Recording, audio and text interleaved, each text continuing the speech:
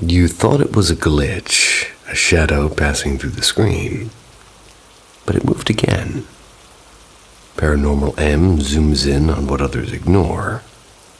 Subscribe, and don't blink your ears. Ghost of the Latchwood house. Strange things started again the night I moved back in. A few years ago, I crashed at my uncle's place for a while. The house did odd stuff. Mostly sounds, doors that would swing open by themselves and footsteps in the hallway. The kind of rustling that makes you assume that someone's home. My cousins would drop by sometimes, so I'd poke my head out expecting a laugh or a prank. Nobody there, and, Uncle was asleep and no cars in the driveway. Empty rooms were answering to my footsteps. I used to keep a box fan in my doorway aimed into my room. The door was ajar about halfway, and there's a tiny laundry room right next to mine. So, with the fan on, you could hear everything. Someone passing and the clink of a bottle and even the bathroom fan turning on.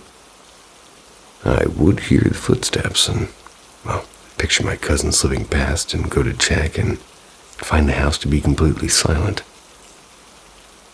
Back then, I blamed it on exhaustion, maybe stress too. I was putting myself through too much, and when I left, I convinced myself I'd imagined most of it. Fast forward 3 years, and I'm back in the same bed, same paint on the wall, only this time I've got a cat. At first, nothing weird, maybe I'd been right before. Then the sleep stuff began. Sometimes I'd wake up and couldn't open my eyes or move for a beat. Sounds filled the room like somebody rifling through a drawer beside the bed. Once I'd heard a whisper that could have been my name, but sleep paralysis seemed like the obvious explanation. I don't leap straight to ghost stories. Then it got harder to dismiss. The cat was usually shut in the sunroom when we left. Nice and cool, with the sliding door latched and 2 bolts engaged. I came back from a few hours out to find the door wide open, and the cat was curled on the welcome mat. So I asked around, and Uncle at work, cousins out of town. We tightened the latches and watched. It did happen again a few weeks later, and once after a dinner out, we returned within an hour to the same scene. Door open, cat at the neighbor's porch. I even tested the latch myself. The mechanism didn't give, and it didn't make sense. Today, I woke to the house sounding alive. Not footsteps this time, but the staccato of 3 distinct claps like somebody hitting their palms together. I heard it twice. I shrugged and dressed and left for class thinking maybe Uncle had come home early. Halfway through a lecture, I almost ducked out and told the instructor a white lie. My cat slipped out and it's next door. I just didn't go. 45 minutes later, my phone buzzed. A text from my uncle. Your cat's at Mrs. Patel's. She found him at her gate.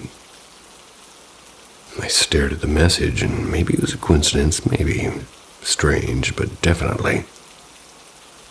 I'm not sold on ghosts, and I certainly don't broadcast belief, but between the sleep paralysis, the sounds that answer no one, and an animal that keeps turning up where it shouldn't be, I stopped calling it imagination. Whatever's in that house knows how to open a latch. And your neighbor has the same name as my first boss, the woman in the corner. I grew up in the second biggest city in my state. Though back then, it was barely a town on the rise. When I was in kindergarten, my mom and I moved into a new mobile home park. It had just appeared on the edge of town, and it was just the 2 of us.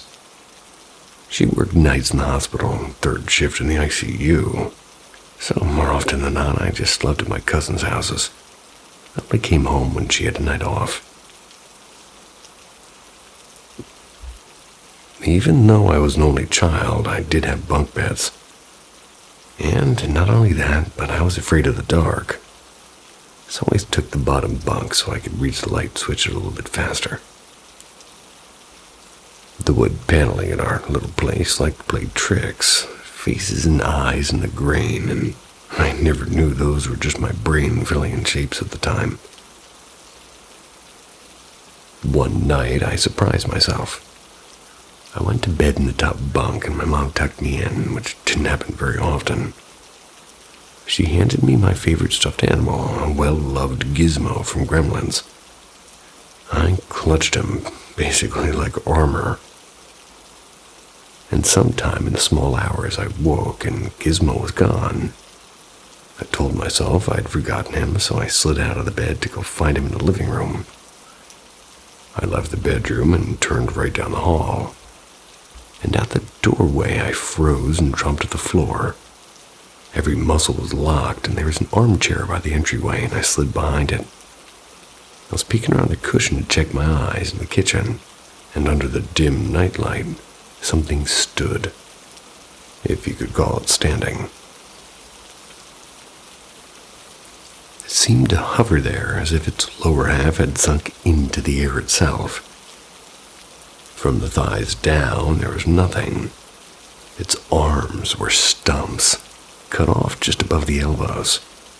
Its head was not a head so much as a ragged flap of neck.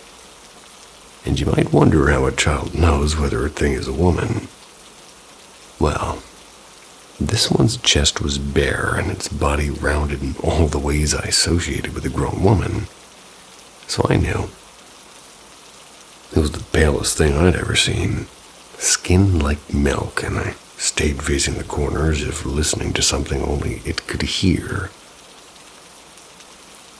Well, fear sat on me like a heavy stone.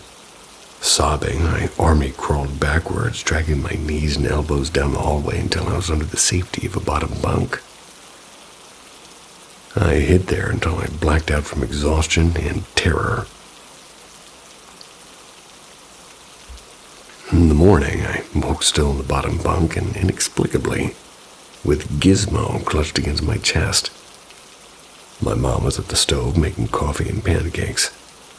She said good morning like always, and I pointed toward the kitchen and said, "That's where she was last night." My mom's spatula froze mid-stir. "Who?" she asked.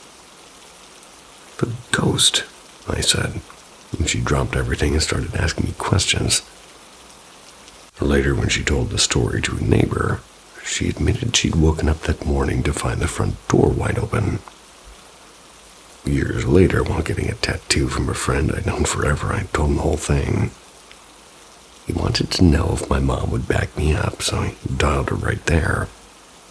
She confirmed the open door and the shaken morning. And the second the call ended, the lights in the shop flickered and the whole building went dark. Maybe a coincidence, maybe not. And after that first visit, the thing came back a few more times. The last time it leaned close enough that I could hear no breath, and it told me in a voice that felt like a cold thumb on the back of my neck not to tell everybody. And it's been 20 years now, and I don't tell everyone. I only tell it sometimes in the dark when the house creaks and the light goes funny. And apparently to all the internet. The two sounds upstairs. Well, this happened when I was about 12 or 13. And if you saw my earlier posts, well, yeah, I'm 21 now, and I'm male. Just putting that out there. Back then, my mom, my stepdad, my little sister, and I lived in the downstairs flat beneath my aunt. And one night I went up to her place to crash on the couch for a bit. Quick note about my aunt. She's the type who swears she can see people who aren't exactly breathing.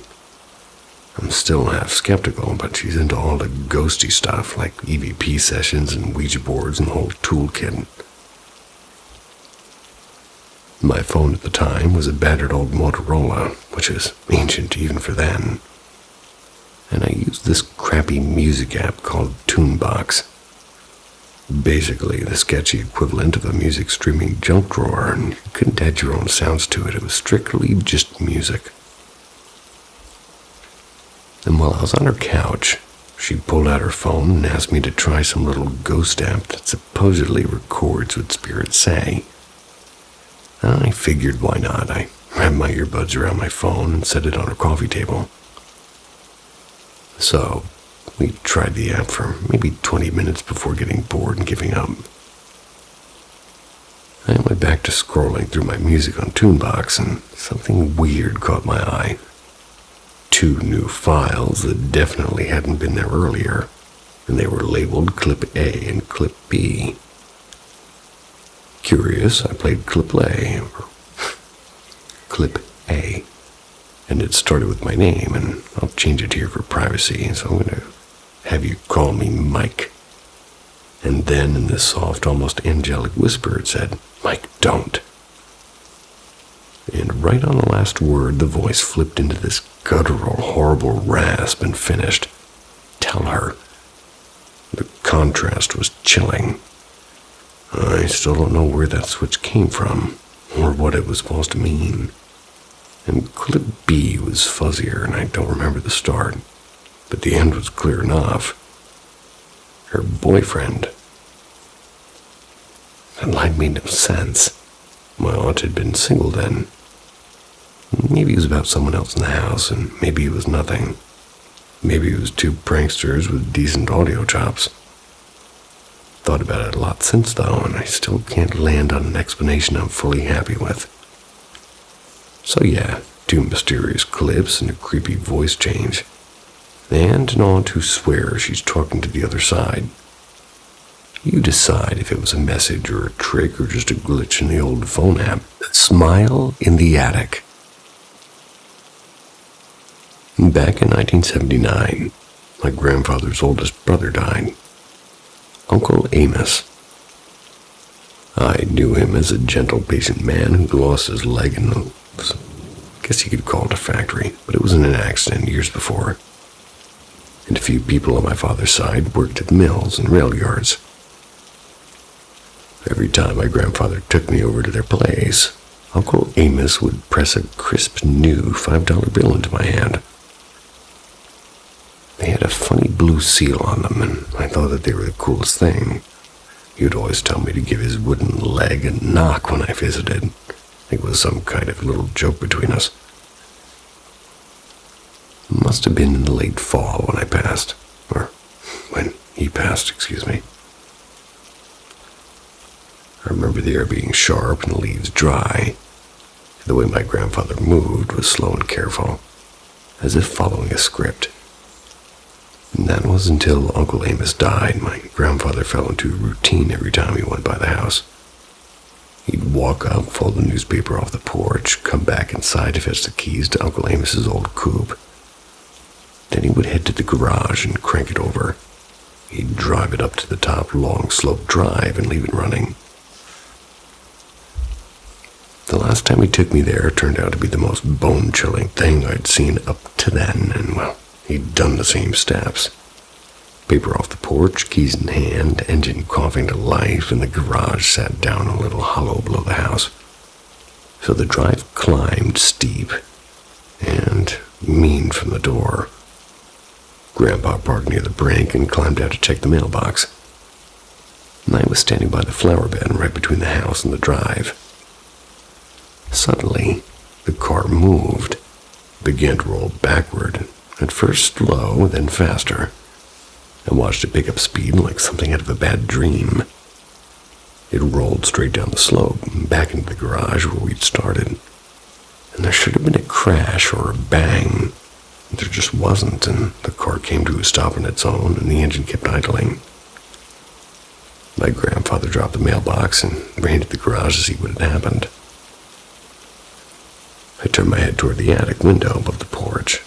And there he was, Uncle Amos, and he was smiling. It was the creepiest slow smile I'd ever seen.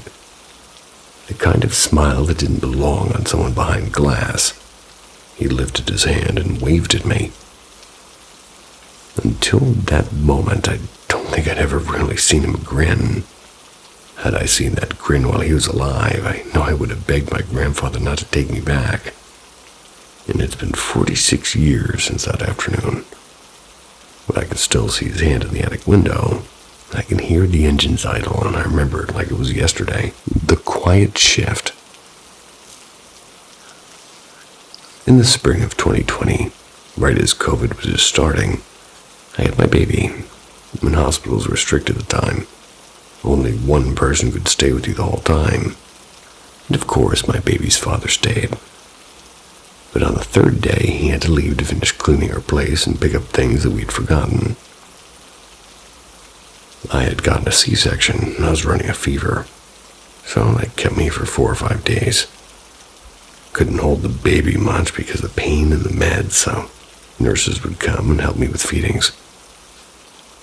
While he was out, a nurse, or at least somebody who said she was a nurse, they were named Kelly. They told me that she'd been around to keep me company so I wouldn't be lonely. She wasn't involved in the medical stuff. She said she was there, quote-unquote, for comfort. I just didn't press it. Every time a nurse came in to feed the baby, I didn't really notice Kelly. She'd move to the far corner of the room and say, "I'll just get out of the way." Still, she spent the day with me, talking, holding my hand, making me laugh, and I honestly think I would have broken down without her because she was a sweetheart. After about 5 hours, she said that she had to step out, but she did promise to pop back before her shift ended. So she hugged me, blew a little kiss at the baby, and left. And later that night, my partner returned upset. Something had come up with his mom, and he apologized for being late. I told him about Kelly and how she'd kept me going. That's when my nurse changed the sheets and froze. "Who is Kelly?" she asked. I told her, and she shook her head. "Nobody named Kelly's been in your room today," she said. My stomach dropped. Thought about those stories you hear. Strangers posing as staff. The nurse suggested maybe I was seeing things. Mentioned it to my doctor. He said maybe it was the meds. A few hours later, another hospital worker I didn't recognize came in, and she smiled and said, "You're the one everyone's been talking about. You saw Kelly, didn't you?" I laughed, and I told her about Kelly and how funny and kind she was, and she pulled out her phone and showed me old photos of her and Kelly from maybe the early 2000s. Seeing the pictures made me breathe easier because I wasn't imagining it. Then she sat down and said quietly, "Kelly died years ago. It was a car accident in 2012. I really wasn't entirely shocked. I've had a few paranormal experiences my whole life, but this one seemed to hit differently. I got chills, and the woman hugged me and cried, saying, "Now I know she's okay." And since that night, I've wondered why Kelly came to me. I wish I could see her again, just to say thank you. The upstairs visitors. When I was about 10, give or take a year, we lived in a little house in the outskirts of Illinois. I'm not going to say exactly where. Wink, wink. The place was your typical late 90s build. Beige carpeted garage with a counter that collected everything, and 5 years of routine where nothing dramatic ever happened. Then we put the house on the market and everything seemed to change. A couple of nights after the for sale sign went up, my mom took the cat out of the garage around midnight. As soon as she stepped in, something started scratching, and it was slow and deliberate scratches. And it was on the styrofoam box sitting on the counter. So she circled the box, expecting a raccoon or a mouse. Nothing. The box hadn't been disturbed, apparently, and the scratching sped up and turned frantic, almost inhuman or gecko-like. She shrugged it off, went to bed, because what else do you do when your life suddenly feels like a bad late-night video? And that wasn't the last thing. One night, while taking a bubble bath, bathroom doors opened to both the hallway and the master bedroom. Well, she caught a shadow darting across the doorway. No one else was home, and she told herself it was imagination, though her voice didn't sound convinced when she said it. And I was home alone a few times. The house had turned into a mausoleum of silence, except for the sounds that weren't mine. I'd hear heavy footsteps right above me, as clear as if somebody were pacing the floorboards. And for a while, I wrote it off as the house settling. My mom heard the same pacing later, and when she was home alone. Same cadence and same hollow feeling. And then my sister noticed something, so a little bit less. She'd been the quiet type, doing her own thing, but one night she casually told my mom she'd been talking to quote-unquote people, figures she could see and speak with at night, and I won't lie, that revelation creeped me out at the time. We used to share a room, and apparently I slept through her seances, and I don't know if she's a full-on medium, but she definitely had something. Can't remember what the spirits said or what she told them, just that the conversations had happened. Flashback further, and I'm 8 then, and before any of this circus began. I was climbing the living room stairs, and around the second or third step I felt a yank on my shoulders. It pulled me backwards off the stairs, and couldn't have been a fall. Could have been clumsy-year-old me, but I still remember that weird grabbing force like it was a hand on my shirt. One night, my mom woke up in the dark to somebody whispering, "Hey." She flicked on the lamp, and there was no one. My dad was a rock in sleep. Definitely wasn't him. And when showing started, we had to leave the house so buyers could tour. After one group left, we came back and noticed my sister's school picture on the floor. The frame knocked off cleanly, and only hers. The realtor insisted the visitors hadn't touched it and that the frame had been secure. Coincidence, maybe. Creepy, definitely. We sold the house and moved out. My mom ended up telling the realtor everything. A little bit of an M. Night Shyamalan plot twist is the realtor had lived in that house before us and reported similar happenings. She even admitted she'd brought in an old piece of furniture with a history of weird stuff. Apparently it came with generations of baggage. But we're in a new place now, and I'm grateful for the quiet. Lesson learned. Be picky about estate sales and antique couches. Also, if Sam and Colby ever need a spooky investigation spot, they should swing by her old place. I'll leave the styrofoam box out for them. The man with the pocket watch. I'll mostly tell one of my mom's encounters here. I'll save my own for another post, honestly. I don't remember exactly how old she was when she said it started, only that she was young and hadn't had kids yet. In our family, the women seem to inherit a strange gift. We can see, hear, and sometimes speak to spirits. Skipped my grandma, which is her mother for some reason, but it runs strong in the rest of us. And one night my mom was in her small upstairs room, curled up on the daybed reading. There was a party downstairs, so she wasn't allowed in the parlor with the guests. She kept hearing a noise under the bed, but kept telling herself to ignore it. The book was too good, she'd say. Then she saw him crawl out, a pale gray man like an old black and white film come to life.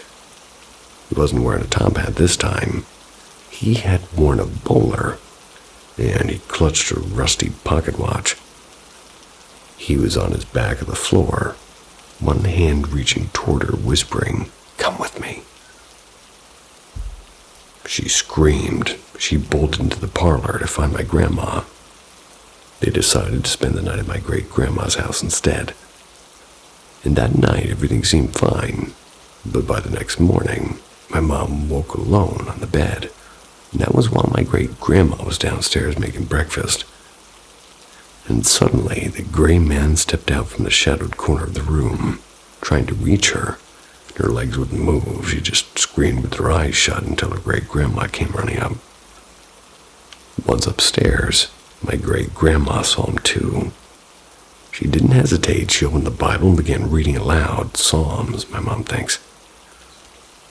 And they chased that pale man down the stairs and out through the kitchen into the garden. He followed them to the gate and then simply faded like fog burned off by the sun. My mom doesn't like to tell these stories. They were dramatic after all. After my great-grandma died, nobody believed her. We stayed close though, and when I started seeing things, she finally opened up about what had happened to her.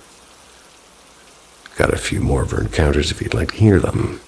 They don't bother me the way they bother her, and she's slowly gotten better at telling them too. The bell at the back room. My Nan and Granddad's house was a family house. The place my father and 4 of my aunts were raised. And even after they'd flown the nest, they still seemed to live there most days. When they were children, one of my aunts, Aunt M, nice touch, they had the biggest bedroom at the very back, and that room had a sort of reputation about it. For one thing, it was always freezing, even though the boiler cupboard sat tucked into the foot of the room like an unhelpful promise of warmth. So one autumn, when Aunt M was about 11 or 12, she started hearing a soft bell at night. At first, it was so faint she told herself it was imagination, the sort of thing you forget by morning. But then the other thing began. A few nights later, she woke in the small hours to find something pressing down on her. A gentle, unmistakable weight and the feel of pulled sheets across her shoulders. The same way you feel when somebody tucks you in. The catch was, she had been tucked in hours earlier, so she laid frozen, too terrified to open her eyes and praying it would pass. Like a lot of children who can't explain what happened, she'd convinced herself she'd dreamed it. She didn't say anything. The bell kept coming, though, and the pressure seemed to return.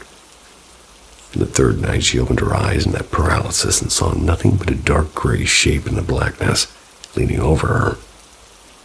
It had no face, just a shadow that pressed like an apology. She screamed, switched the light on, and legs trembling, ran to my Nan, insisting it had happened again.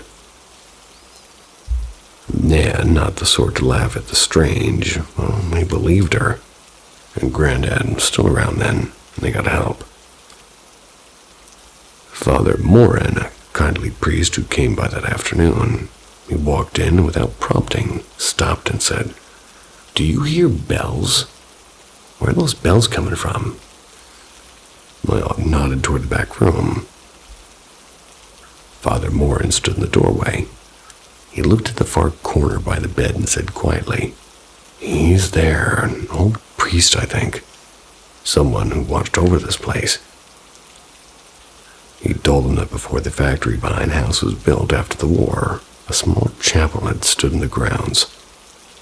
The priest said a blessing and said some prayers, helped walk whatever it was along.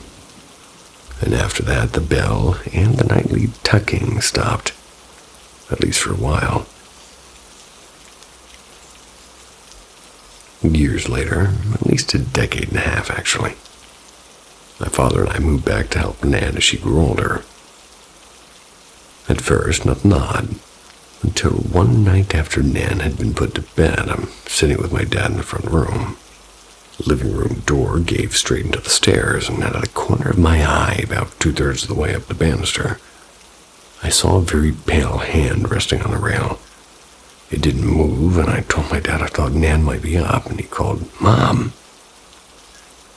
There was no answer, though. and by the time I stepped toward the stairs, the hand had gone. Dad asked me to check on her, and Nan lay fast asleep, breathing even, clearly not wandering minutes before. If it wasn't her, whose pale hand seen? I still can't picture it, and it was startling white against that dark wood. A few years after that, when I was a teen, I moved next door to a near family. I rented the converted loft above my, cousin's house at the time. The loft shared a thin dividing wall with Nan's attic, and there was a tiny gap at the floor level where the two attics met. My bed was pressed against that wall. One night I woke to a cold, firm pressure against my forehead, like a palm laid gently but insistently on me. I was paralyzed for a moment till I mustered the nerve to throw the sheet over my head and inch myself away from the wall. Climbed down a ladder. I sat in the front room until dawn. Next day, like in other rooms, I stuffed the gap tight with cedar boxes and old blankets. I slid heavy books against the wall, moved the bed away. Nights were tense for a while, but nothing else happened before I finally got a proper bedroom. Sometimes I wonder if the priest who came all those years ago ever truly left. Maybe he rests in the rafters, choosing small, shy ways to remind us. A bell at night, a hand on the banister, a cooling touch on a worried forehead. That there's more to these old houses than wallpaper and floorboards. Perhaps he's still watching over us, stubborn and a bit quiet, almost like family. The guest who kept dancing. So my parents split when I was little, and I lived with my dad and spent the summer after 6th grade at my mom's place. First night there, she went out with friends and her partner. So at the time, it was just me and the dog, a little toy poodle named Jellyfish. I named him after that one SpongeBob episode where they're turning the music all up and all the jellyfish start flooding into the house and everything gets all crazy and the music is sweet. And around midnight, I was watching TV with Jellyfish on the couch. And that's when she suddenly perked up like she does when somebody's arriving. I watched her get her hind legs and do that little excited dance she always does when guests come in. Part of the reason I named her that. I told her to stop because nobody was coming. It was kind of creeping me out. A few weeks later, after a shower, I was just brushing my hair in front of the 3-panel mirror. And that's when I heard footsteps in the hall. At first, I thought nothing of it, but they did get closer. Close enough that I should have been able to see whoever it was in the mirror. My brain kept telling me there was nothing there to calm me down, though. And then I heard steps on the bathroom tile, even though the mirror showed the hallway empty. Hair on my neck stood up, and I felt breath on my neck. Then a voice whisper, "Don't be afraid." I dropped the brush, bolted into the hall where I found my mom folding towels.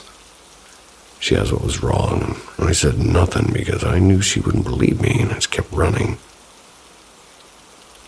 About 6 weeks into the stay, my mom tucked me in. I insisted she'd leave a lamp on and keep the door open, because by then I knew something was off. She left, and I just lay there staring at the wall, unable to sleep. From the end of the hallway, past the bathroom, past my mom and her partner's room, past the little office I was using for the summer, I heard heavy footsteps coming toward my room. At first, I thought it might be Milo, the cat. But the footsteps were kind of too big, and then they stopped right outside my door, and I could clearly hear them turn and pause as if they were looking at me. Steps came into my room. I heard liquid dripping into the floor, and the trash can got nudged. So I finally rolled over to see who it was, and there was nothing. Told my mom later. She shrugged it off until her partner's sister died. They kept the urn in their room. One night they woke to tapping coming from that room and assumed it was the sister, the urn tapping. I told her it couldn't be the urn because, something was already there before that. And it felt like whatever it was trying to trick them. Years later, she admitted she'd known something was strange, but didn't want to scare me, so she just pretended I was imagining it. And that's the only real thing that happened to me. Everything else feels like dreams. People I knew who died showing up in sleep to talk, or strangers who look like they come from another time trying to tell me something. The Visitor at 3. So I woke up suddenly a little after 3. I was jittery and restless at the time, and my phone was dying, so I plugged it in. Once, twice, 3 times, but the cord kept slipping from the outlet, and like something didn't want me to settle. Gave up after the 4th try. I booted a late-night stream instead. And while I watched, the pressure settled around the room, and for hours I kept glancing over my shoulder like somebody was camped in the dark just out of sight. And I'm agnostic. I was cramped in the dark just out of sight, like I said, and, well, I prayed anyway. Almost out of habit or panic, and nothing changed. The presence stayed, and so did the fear. Ever since I can remember, my family teased me about a quote-unquote imaginary friend named Eddie. I don't have any memories of him, and as a kid I sometimes stayed at my grandparents' rectory. And the one night I woke in total blackness and I was rubbing my eyes and I thought I saw a small black cat perched on the dresser watching me. I blinked anyway. Cat collapsing into nothing, just a hat draped on a statue. Still, it felt wrong. And at this current time, I'm 19. I'm living in an old clapboard house in Jersey with my mom, stepdad, and siblings, and 2 shepherd mixes. My writing level is higher than you might expect, but lately, little things have been off, like my dog will stare at an empty corner and whine, or I'll catch a metallic sour smell near the black hallway that makes my skin crawl. And once, I retreated to my room with one of the dogs after that smell. House felt suddenly too loud. My siblings and I have heard nighttime sounds that aren't right for a house, like slow creaks like heavy boots and the front door thunking shut when everyone inside. Dogs barking at nothing. Not to be the bearer of bad news, but at my dad's apartment, basically the same thing. Like one evening while I was washing dishes, a figure crossed the kitchen doorway, and later a voice that sounded like Dad's whispered my name. I asked him the next morning. He swore he hadn't called me, but that night I felt something stand beside my bed for a long stretch. Solid and patient, but when I opened my eyes there was only moonlight. Once pressed to my window, I saw a shadow peering in. I couldn't look away until I finally did, and when I glanced back, it was gone. My stepmom, devout, by the way, from Jamaica, they taught me to read signs people say mean more than coincidences. If you've read this far, though, thanks. It's been 5 hours since it started, and I'm calm now, but I am still curious. The throat that wasn't there.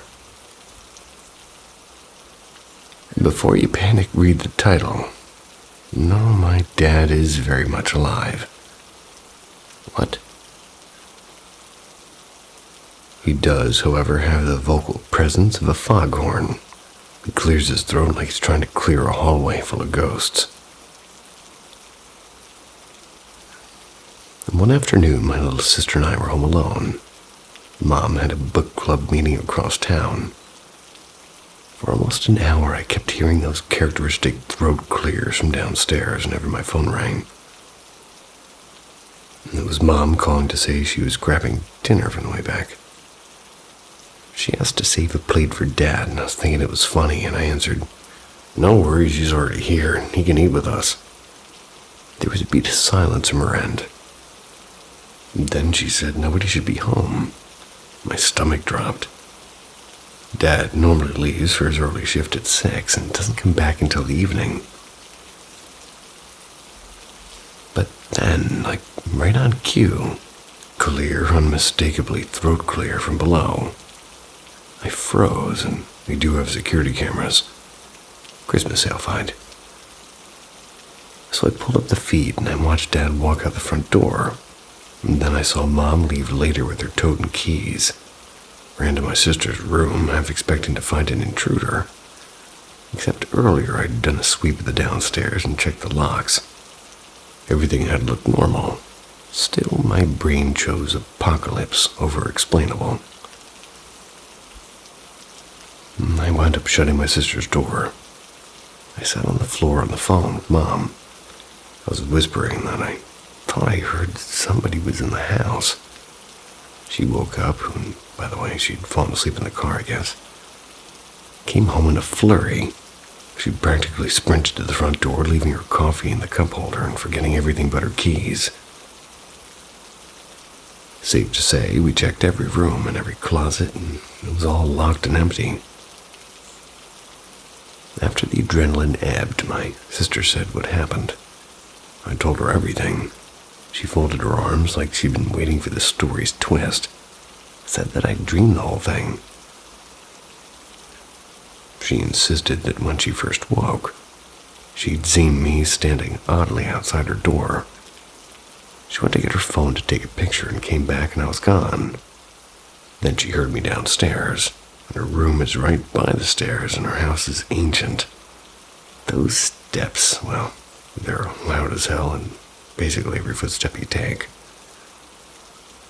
So I don't really have a neat explanation. Dad had left and Mom had left. My sister swore she'd seen me, then not seen me, and then heard me. The house creaks and the cameras lie about nothing. My throat still hurts from holding my breath. Been maybe 2 or 3 hours. We're all a little shakier than we were this morning. Dad'll be home tonight, and he'll ask why we're so jumpy.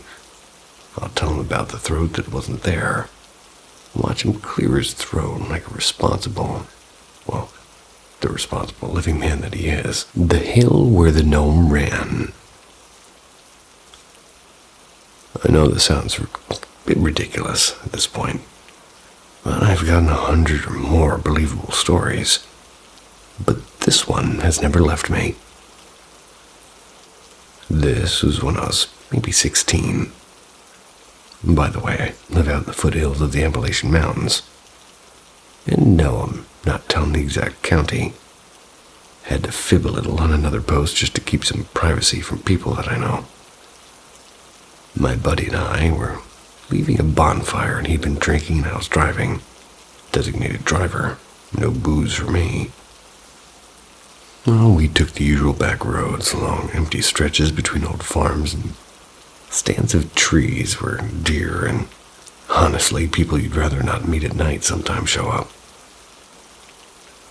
Right before our road bends back towards home, there's a steep rise. The sort of hill everybody in town whispers about. People dump things up there sometimes, and it's one of those places that feels wrong after sundown. At the crest, I spotted something moving in the brush to my right. At first, I simply thought it was a stump. I mean, what else would it be? And then I saw the face. It looked like a garden gnome with a long white beard and those tiny patched pants. Crooked little red cap. Well, except it was standing up and looking straight at me with this empty, patient expression. I stopped the car because I couldn't process it. My friend was out cold in the back, so I tried to wake him. He was useless. The thing just watched. When I started rolling again, it fell into a run beside us. It didn't jog, and it wasn't half-hearted. It kept perfect pace with the car. I swear, every time I nudged the accelerator, it matched the speed. When I braked, it slowed with us. Honestly, don't know why it kept slowing down at all, and maybe curiosity, or maybe hope it was someone playing a prank. Friend finally woke up and vomited, which is kind of classic.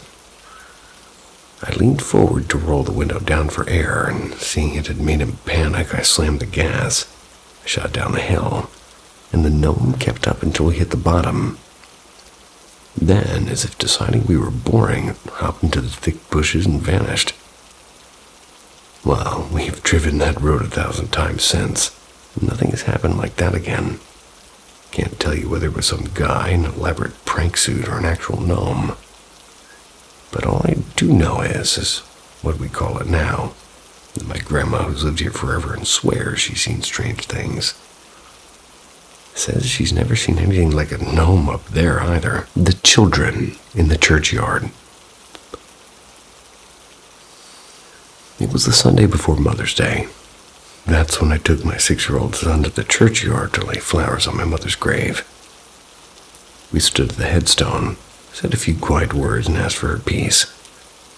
The day felt ordinary, almost ordinary enough to be forgettable until it wasn't. A few hours later, while we were getting ready for bed, my son looked up at me with that solemn grown-up stare children sometimes borrow and said, "There's a boy watching us.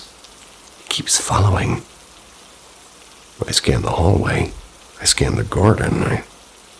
Dim porch light, and there was nothing. He pointed toward the lane behind the church with a small finger trembling, and I saw nothing.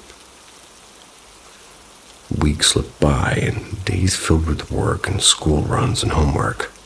And then, little by little, I began to hear him laughing and chattering to someone in a room or something. At first, I thought he'd found a radio or a cartoon. Then the voice stopped, and that's when I opened the door and caught him arranging his toy cars in a neat, secretive line. "Who are you talking to?" I asked. I asked it casually, the way you ask about mislaid socks. Who says the word mislaid?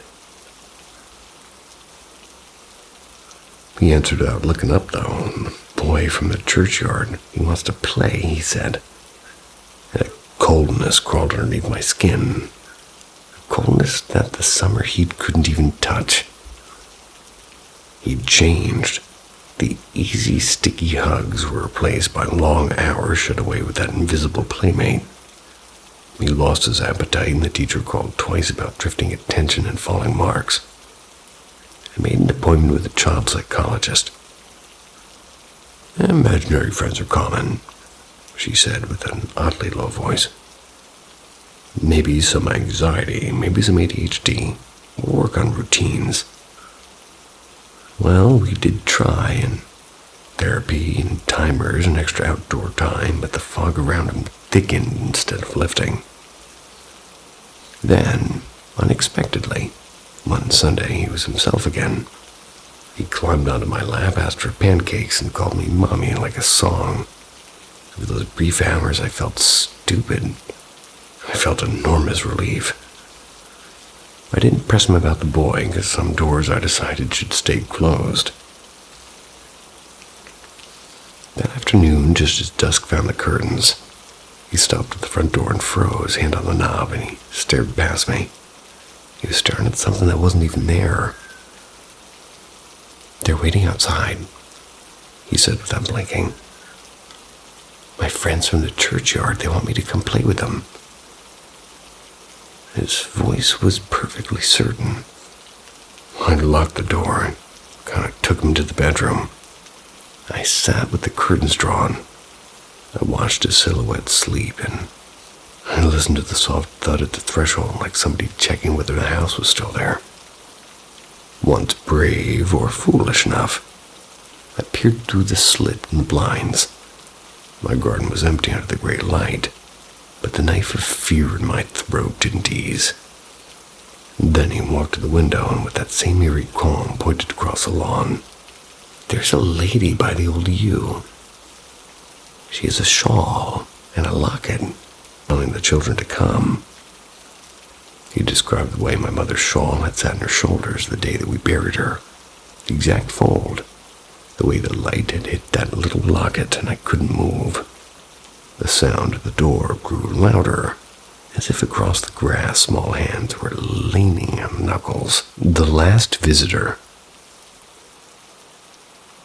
This happened about 16 years ago. I was around 12. I was still living in the house I remember as home. My grandmother on my father's side had been fading for a while. Because my mom had full custody and my dad only saw me on weekends, I really didn't have much time with her.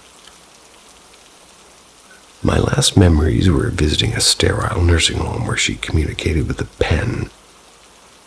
She had a little notepad after having a tracheo. I screwed it up twice. Shoot. Let's start over. My last memories were visiting a sterile nursing room where she communicated with a pen and a little notepad after having a tracheostomy. I was told she was slipping away, and that these were her final days. And to the best of my memory, no one spoke to me about the funeral. One day the visits simply stopped. Now, well, for the part that changed how I see things. A week or so after she died, I woke in the night. Can't even say why I was sleeping in my mom's room instead of my own. Yet in the dim corner about 5 feet from the front of the bed, I saw a shadow shaped like a person. It had no features, just a soft black silhouette. What made it unmistakable to me, at least, was the posture. Its hand was propping up its chin, like somebody listening or thinking. My heart raced. I was terrified and stunned. I woke my mom and the lamp snapped on. The shadow dissolved as if it had never been there. When I told my mom what I'd seen, she believed it was my grandmother coming to say goodbye. She said that exact stance, chin and palm, quiet and attentive, was how Grandma used to stand.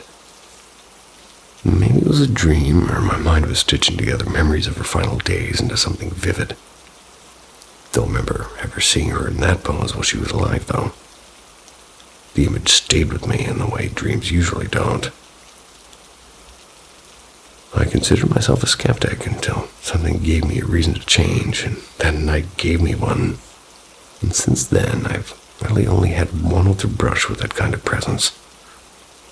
Years later in college, shortly after another grandmother passed, I felt an overwhelming emotional wash as if somebody was near. Coincidence, maybe, but the first night left a mark. And I've gone to her graveside and I've talked aloud, asked whether she was the one that I saw. Didn't really get a clear answer. Only the quiet of the cemetery and the small comfort of speaking anyway. Experience didn't scare me into superstition. It opened a door to curiosity. And now I'm less afraid, more interested in what the afterlife might hold. And what small, inexplicable moments like that one might mean. The silent visitor at Willow Lane. This didn't happen to me, but to my parents back when they had just started dating. And to this day, they remain quietly unsettled by it. My mom was living with her parents in a cozy old house on Willow Lane. One chilly autumn evening, she invited my dad over for a civil night out. When he arrived, she greeted him with a quick smile, led him into the sitting room, said that she'd just pop upstairs to finish drying her hair, and said, "I'll be right back," she promised. My dad settled into an armchair, and from where he sat, he had a clear view into the kitchen through an open doorway. There was no glass, no reflections, and as he waited, he noticed a man at the sink, calmly rinsing dishes as though he belonged there. The figure was only 10 feet away. The man didn't look his way or say a word, and my dad, a little shy and polite, chose not to interrupt at the time. When my mom came back down, cheerful and ready to leave, my dad casually asked, "Who's the gentleman in the kitchen?" She froze mid-step with her brows knitted. "What man? There's no one here," she said, glancing toward the empty kitchen. And she was right. No sound of running water, no shadow, no nothing. They searched briefly and then shrugged it off, thinking maybe he'd just simply imagined it. Weeks later, while flipping through old family albums in the same house, my dad suddenly pointed at a sepia photo. "That's him," he said with certainty, tapping a picture of a man in a well-worn cardigan, smiling faintly beside a garden gate. My mom stared. "Are you sure?" she asked. "Completely," my dad replied, after a long pause. She whispered that it was her grandfather who died quietly in that very house almost 10 years before. Neither of them ever mentioned it lightly again, and even now, whenever the story comes up, there's a hush in the room, as if someone else might still be listening. I wonder who's listening to me right now, even though I can't necessarily say anything to them. Still curious. The back stairs whispers.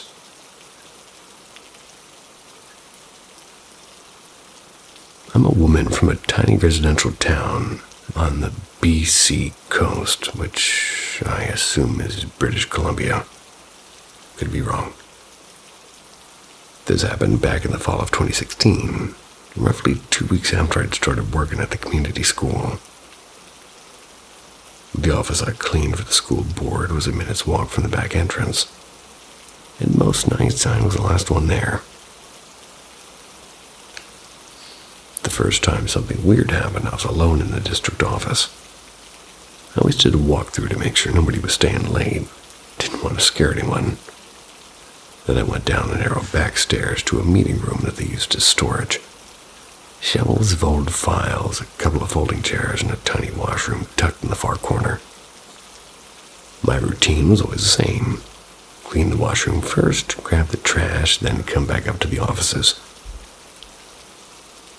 So I cleaned the washroom, grabbed the bag of garbage, and as I stepped out, I heard a woman's voice to my right, and it said plain as day, "You fucking..." Then it cut off. I had my wired headphones hanging around my neck, so I could still hear my playlist. And by the way, I know every song on it. I turned instantly. There was no one in the dark corner, and my chest dropped. I swear my heart skipped.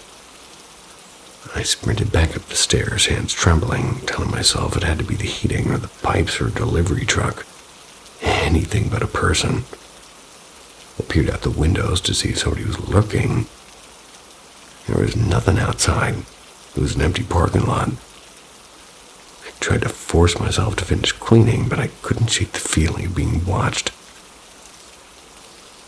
A few weeks later, probably in early November, and it was already getting dark by 5 at the time, I was back cleaning the offices, and after tidying up upstairs, I went down to the basement washroom again. Then I stayed to mop up the hallway floors. I was deadbolted the back door when I was in the district office, kind of a habit. And while I was pushing the mop, I heard footsteps on the outer stairs. Then the deadbolt clicked and the door unlocked, swung open and shut.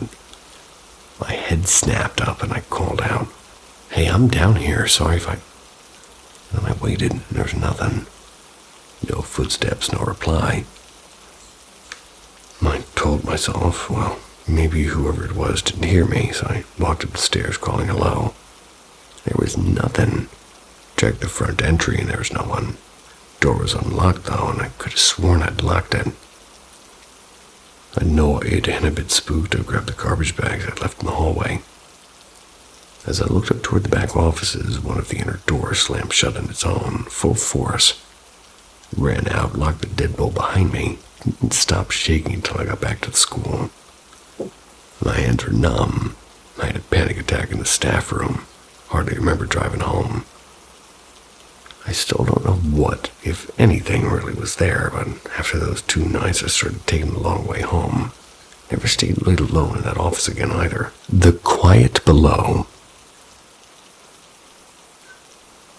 I worked the east wing of the community school. Small building, crooked floors, one tired heater that never seemed to warm up. The teacher's office sat between the yard room and a couple of tiny classrooms, and a storage closet and heavy metal door that led down to the boiler room and more storage. The stairs turned right halfway down, and 3 rusted doors waited at the bottom. Usually, I would kind of take my dinner break at the little table at the office doorway, phone in hand. I'd usually be eating and watching whatever quiet thing was on YouTube at the time. That afternoon, I'm halfway through my sandwich. That's when a soft, muffled knock floated from the corridor. So I paused the video and I stood and peered out of the doorway. There was no one. After a minute, I sat back down, reached to the unpause button. Slow scratching sounded from the heavy door across the hall, and I stood, phone ready in case I needed to call Mr. Hale, who's our manager. "Hello?" I called across as I went across the boiler room door. The knob was cold under my fingers and the lock held. But something did move on the other side, and it was soft and close. And just as Mr. Hale picked up the phone, the door banged once so loud I jumped. I told him, half laughing, half panicked, that he said that he'd be down. And there is another way into that space somebody really wanted in: a smashed window, a broken hatch. But nothing that night looked forced. I called again as the door shifted, and then carefully I twisted the knob. It opened on a room without light, and I flipped the switch. And under the glare, a shadow leaned from the far corner, a black head and shoulders against the wall. The light should have shown a face, but instead it was a cutout of darkness that slid back like a curtain. I closed the door and I waited with my hands trembling until Mr. Hale came and checked. He found nothing. Locks intact, no footprints, no signs of anybody having been down there. So a week later, one of my coworkers, Marco, he covered for another janitor. He joined me in the office for dinner. I told him what had happened before, and he rolled his eyes, but he did stay at least. So we were on our phones when a long, deliberate scratch echoed through the hallway. Marco paused his video. Opened a little radio app I downloaded, some novelty that scans shortwave and spits out static and words. I do admit I was curious, though. A few pings of static, then the single word snapped into focus. Angry, stairs, fire. We stared at each other and then at the boiler room door. It eased open on its own a few inches. I told Marco to have Mr. Hale on speed dial and nudged the door wide. No one was there yet. We stepped to the top of the stairs and we heard running footsteps slam into one of the lower doors and a slow glacial creak as another door began to close. Before I could reach the door, clicked shut and locked set. Then, from somewhere behind us, a double bang like fists beating on wood. Marco swore he'd seen a dark arm reach from the corner, a long shape slipping back into shadows. The lights cut out as I put one foot in front of the other step. Looking back, they were both frozen in the doorway. I didn't argue. I ran up the stairs telling Marco to watch our backs. He followed, pale and wide-eyed, and we slammed the office door and held it. Mr. Hale arrived minutes later, and he was breathless. He checked the locks, the doors, and the corners. Found only a soft scratch on the boiler room door. Tiny marks, as if a fingernail had traced the metal. Didn't find anyone, but we did, and the mark stayed. The shadow that passed. This happened to me in April of 2018. I'm in my 30s. I'm reasonably scientific. I am open-minded about weird stuff, but not the sort of person who buys into ghost hunting shows. I'm not religious, and I live in a small suburb just outside of Atlanta. So I was getting ready to drive to work, and we have a ranch-style house with an attached garage. I entered the garage from the door off the living room. I hit the button to open the big overhead door. I popped the passenger side door of the car, and I started loading my things. My lunch and my water bottle and a jacket. So I was sort of leaning into the cab with my back to the driveway. Out of the corner of my eye, I saw movement through the rear window. I glanced up and caught sight of a dark shape moving across the driveway. Then it went past the garage. It wasn't a person with color or detail, just a black human-shaped shadow. Definitely a man, not a kid or a woman. My first perfectly reasonable thought was my husband snuck out to prank me. He's terrible at hiding. Loves kind of springing surprises, you could say. I crept out of the garage. I rounded the side of the house, expecting to jump him. Nothing. I walked the perimeter of the yard and there was nothing. I stood there feeling ridiculous. Tried to explain it away. Maybe the late afternoon sun and a bird's wing made a weird silhouette, or my tired brain stitched things together.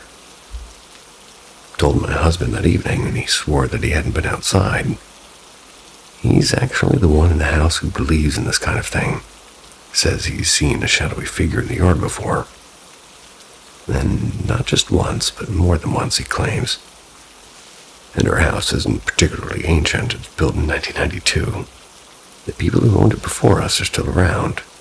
There's an old battlefield and some historic burial sites a little bit down the road, though it's not our narrow lot. I haven't seen anything like that shadow since, but I think about that brief, ridiculous, unsettling silhouette more often than I expected. It sits somewhere between explainable fluke and what if, and I still don't know which side I prefer, honestly. The quiet occupants of... never even seen that letter before. Soilst? S-O with a dash through it. Almost like a old school zero. L-Y-S-T, hall. Soul. The quiet occupants of Soilst Hall.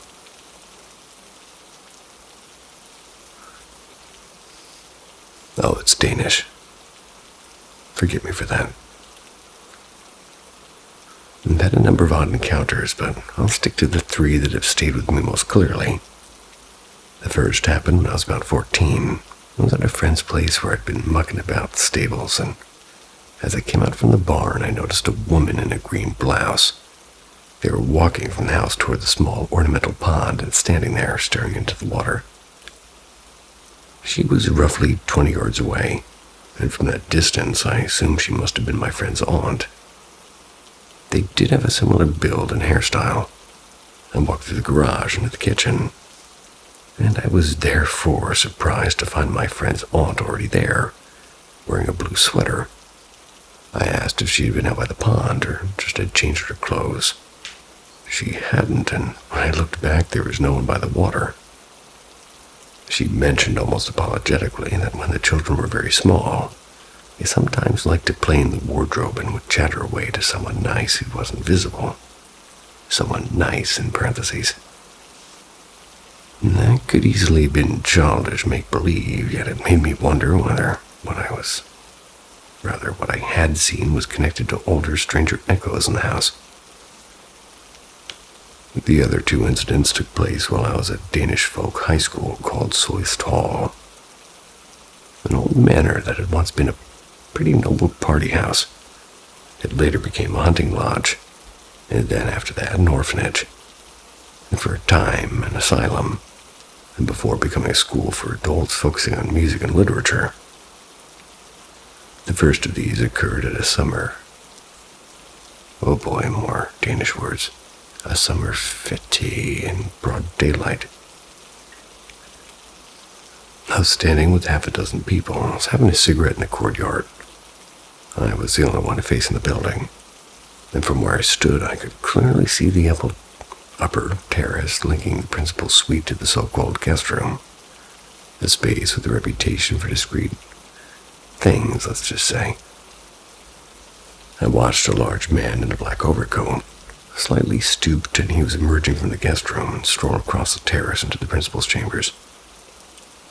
I presumed it was the principal himself, and was therefore puzzled when he came around the corner and began speaking to me a minute later. He greeted my confusion without drama and casually suggested I'd seen one of the earlier masters of the house. He also told me with the same matter-of-factness about having once encountered a lonely, fair-haired boy in the cellar. They'd claimed that he had once been locked there as a punishment. Another teacher confided that he had, on several occasions while alone in his room, he had seen the door slowly open as if turned by an unseen hand, and the principal suspected these were remnants, traces of the orphanage days, perhaps of children who'd never entirely left the building. A couple of years later, I returned not as a student, but actually as a teaching assistant and all-around helper. I was due to fly back to the States the next day. School was out of term and almost empty, save for the principal on the far wing and myself. It was late October, with a thin crescent moon and a raw wind driving it off the lake. As I went about securing the ground floor, I locked the final door of the dining room. I passed the grand piano. The moment I was level with it, there was a single tremendous crash, as if somebody had felled their hands across every key at once. I stood there and I was bewildered. Tried to repeat my steps to force the sound again. Nothing happened, and I was quite shaken.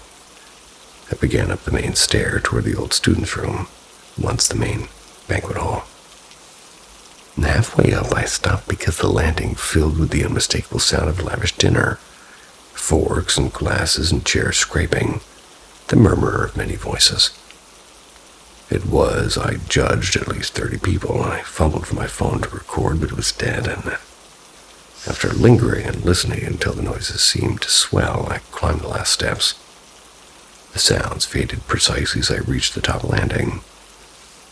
I walked the wing and I found nothing.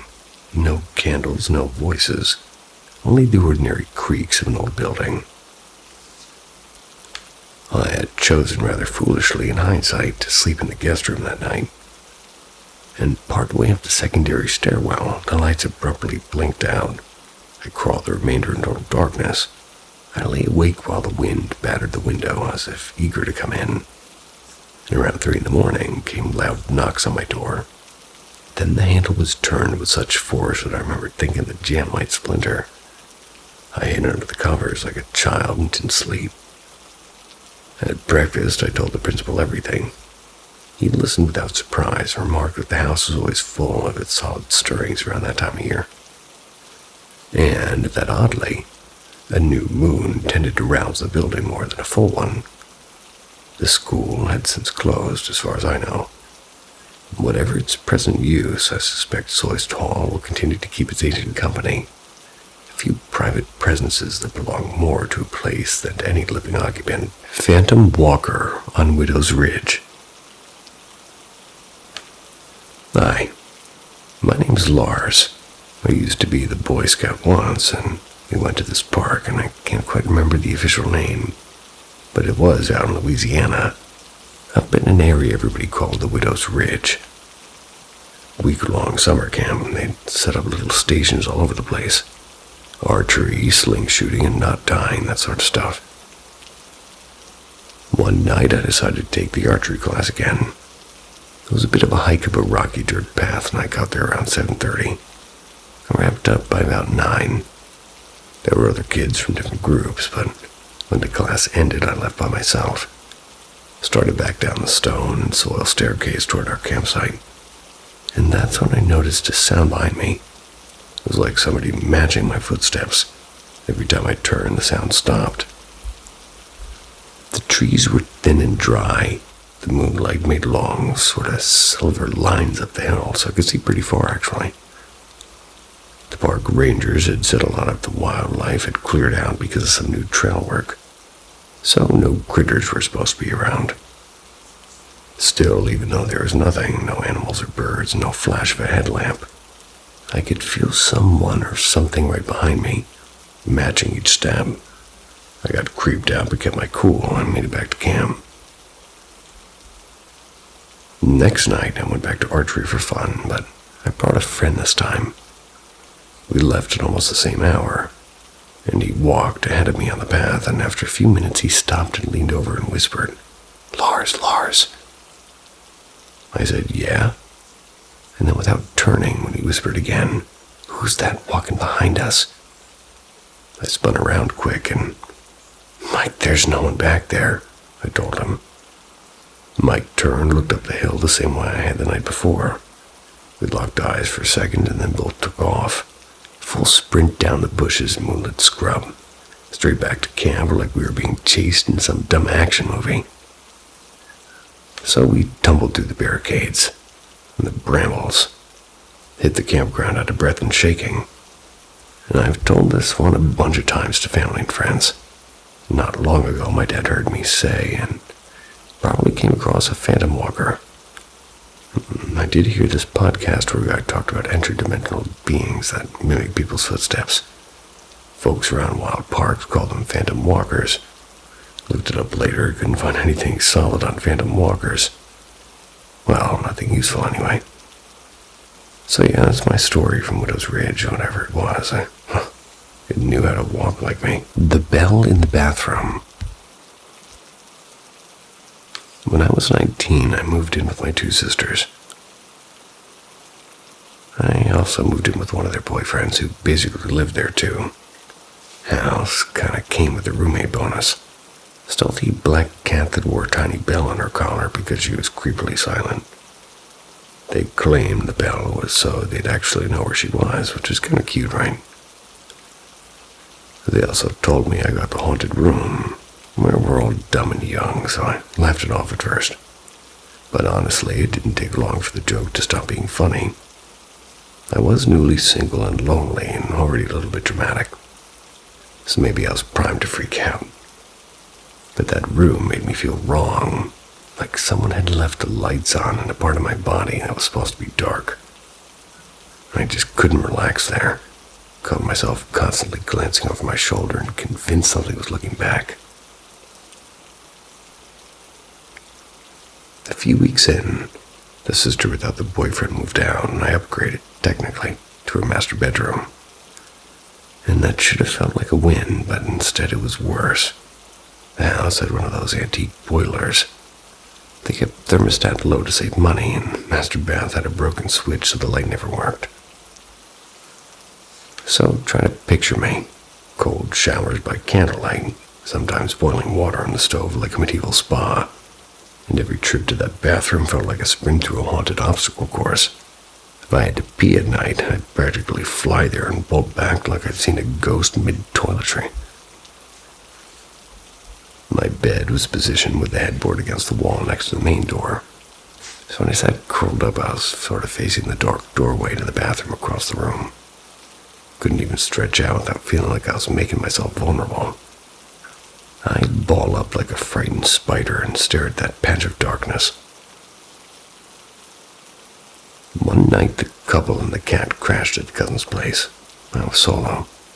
I double-locked the doors and had my laptop queued with a ridiculous show and a big bottle of that economy vodka the roommates called confiscated. I was waiting for some like it owed me rent. You know, that hot, anxious underwear bunched under the duvet panic. Well, that was me. House dead quiet, kind of silence that presses on your ears. And then I heard the bell, tiny and unmistakable. The cat's bell. It jingled from the direction of the dark bathroom and I almost combusted. Nope, I told myself. You're drunk, you're tired, and man the hell up. Then it jingled again. 3 jingles. It was clear as day. I went cold sober in one instant, and my horror tried to escape my chest. There are 2 bathrooms in the house, the dark one in my room and a lit one down the short hall. I tore into the hallway and locked myself in the lit bathroom like I'd found a tiny fluorescent sanctuary. I sat on the closed toilet lid trying to decide whether to call somewhere to just quietly die from embarrassment. Then I heard footsteps outside the door. Definite and echoing, like somebody in dress shoes walking on tile. It was slow and methodical, and overall, it was the bell. It was like the sound knew I was alone and was deliberately toying with me. After a while, the noises stopped. I made a run, barefoot and theatrical, back to my old supposedly haunted room. Hid underneath the covers, tried to sleep, and eventually I did. Sometime later, I woke to my ex's voice calling my name from the hallway, standing at my door like a ridiculous rom-com cameo. Said that their friend dropped him off and he was just walking in because the front door had been unlocked. I was equal parts furious, relieved, and very suspicious. I knew I'd locked it. And the weird part is for a second right before I heard my ex, I thought I'd seen something float down the hallway. like a pale pea soup green orb that drifted into my room and vanished. Maybe I dreamed it, and maybe the vodka mixed with the adrenaline made my eyes play tricks. Or maybe whatever jingled that bell that night like dramatic entrances and nudged my ex's footsteps toward the house. Who knows? It lasted exactly a few weeks after that. The house, the bell, and whatever liked to pretend it was the cat convinced me it was time to move on. And yes, I never saw that cat ring after again. The voice on the motel line.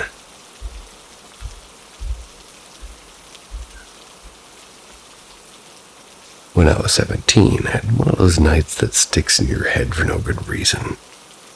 I grew up in East Texas, kind of place where humidity feels like a living thing and summer heat will make you reconsider every life choice. Our old window unit finally gave up one late July evening.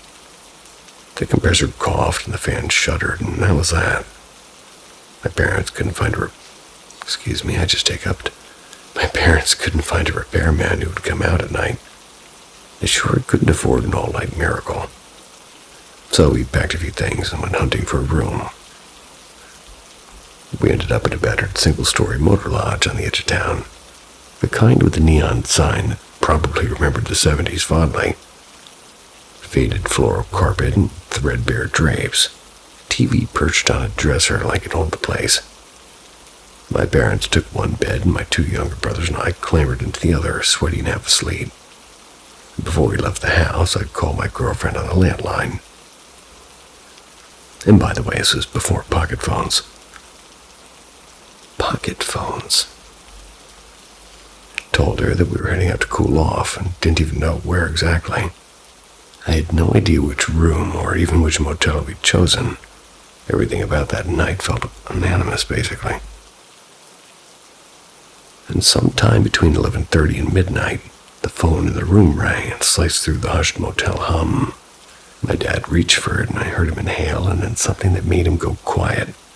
He said flatly, "No, he's not here." And his voice sharpened to something like a warning. "He's not here." And then the line went dead. So he asked me quietly if I told anybody where we were. I couldn't have. I don't even know the motel name well enough to tell anyone. The room wasn't under my name. I had no phone of my own even. And my last point of contact with the outside world was a house landline and a confused girlfriend on the other end. What bothered me the most, and what still bothers me, was the description my dad gave. The caller sounded like a man doing a woman's voice, as if trying to pass something off and failing. Who would call a stranger's room at that hour asking for me, when I was essentially invisible? No social media check-ins, no profile, and no clue. Made no reasonable guesses since. A prank, a wrong number, somebody who'd seen us arrive and followed us. None of them said right. Even now, years later, if I close my eyes and I hear that awkward, half-attempted female voice and the click of a receiver on the other end, it's one of those small mysteries that never needed solving to keep its grips on you. You said it was the time before pocket phones, and yet there's social media. I am a very confused narrator. The girl upstairs.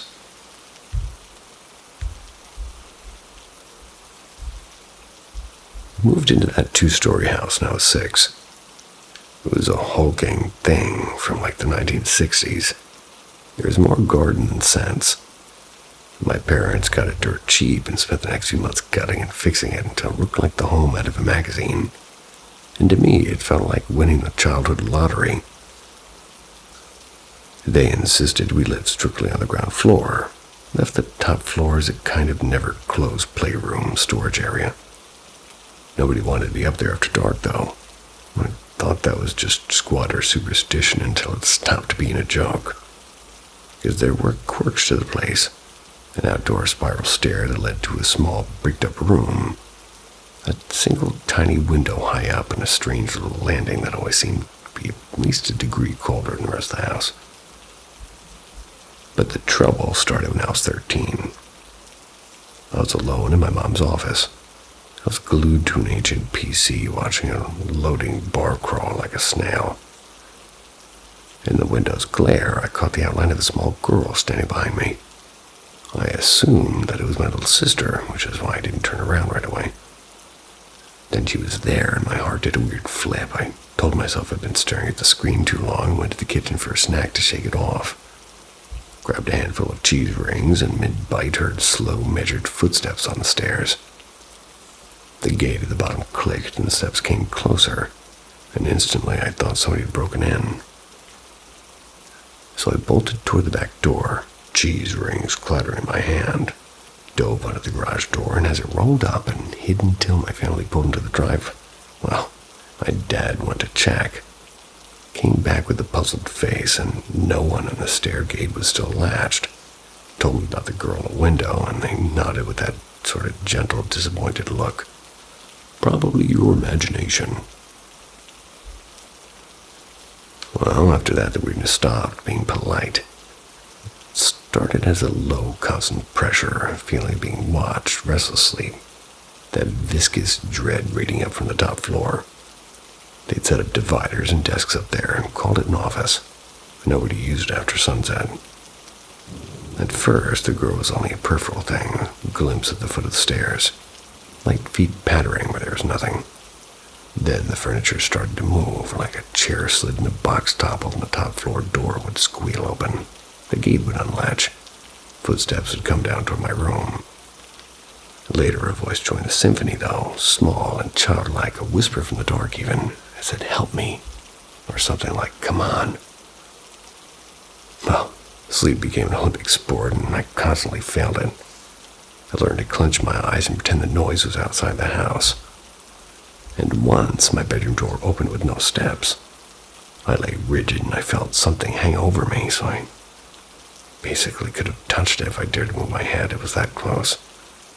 Hovered there for what felt like forever, asking. It was like basically asking with silence, and I started just crying. Sobs brought my mom down the hall, and like a bad TV switch, whatever it was, evaporated the moment she crossed the threshold. Her presence was, well, literally evaporating it. And it didn't make my parents believers, it made them confused.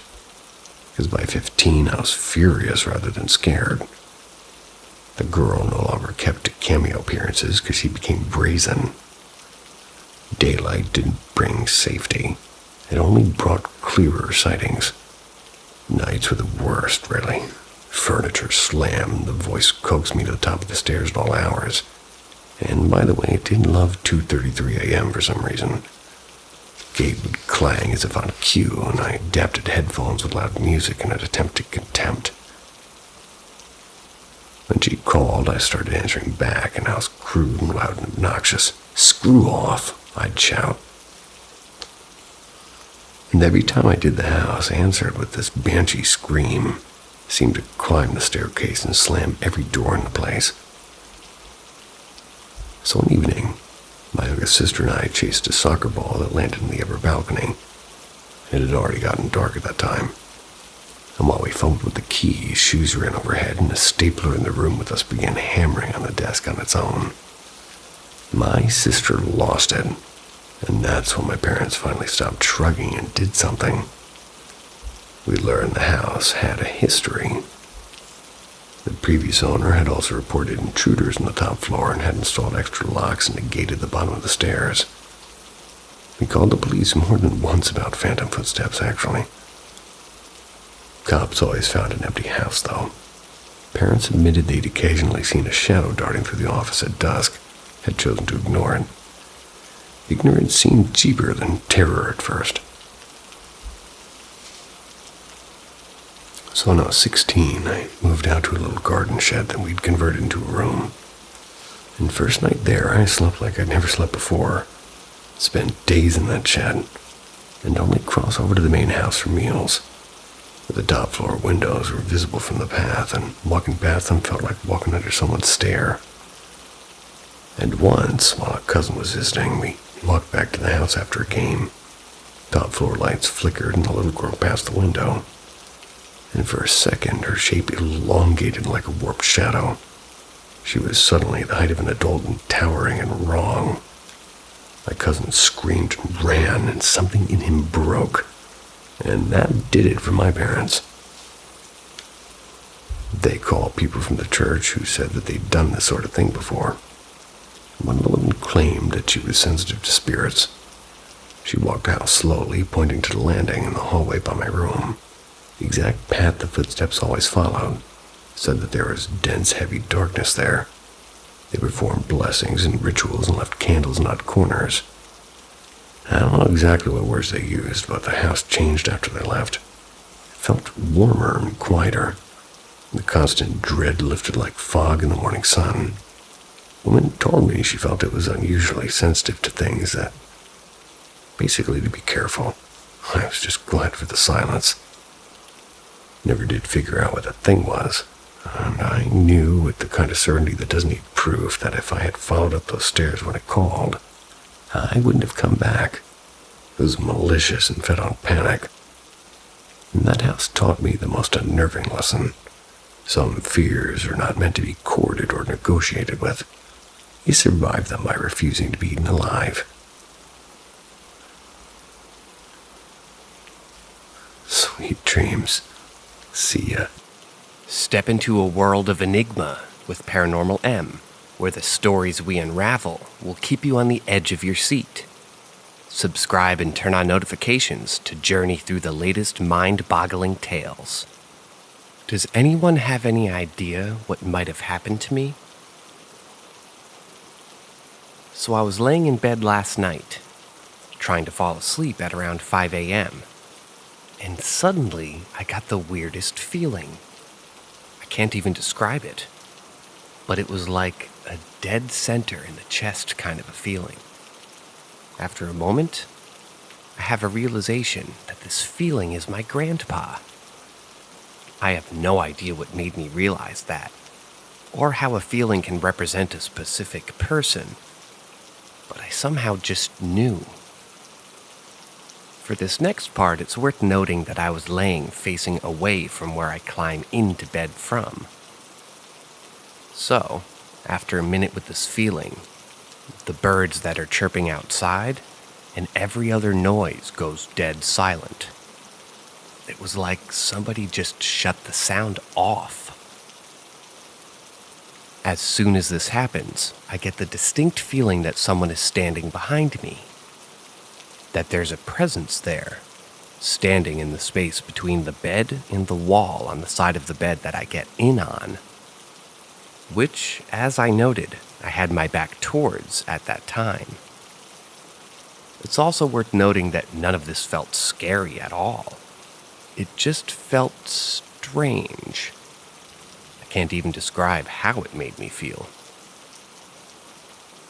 At this point, I was absolutely convinced that my grandpa had passed away over the night, and was simply visiting me before moving on. After a few minutes, probably, the birds start chirping again, and the building starts making noise again. The AC turns on, etc. I turn over, and the feeling that's there, that presence, goes away. So I grab my phone and shoot my parents a text, describing what just happened and asking them to check on my grandpa. Now, this is what confuses me the most. He was totally fine, so I don't know if I'm just crazy or what, but I was convinced that it was him.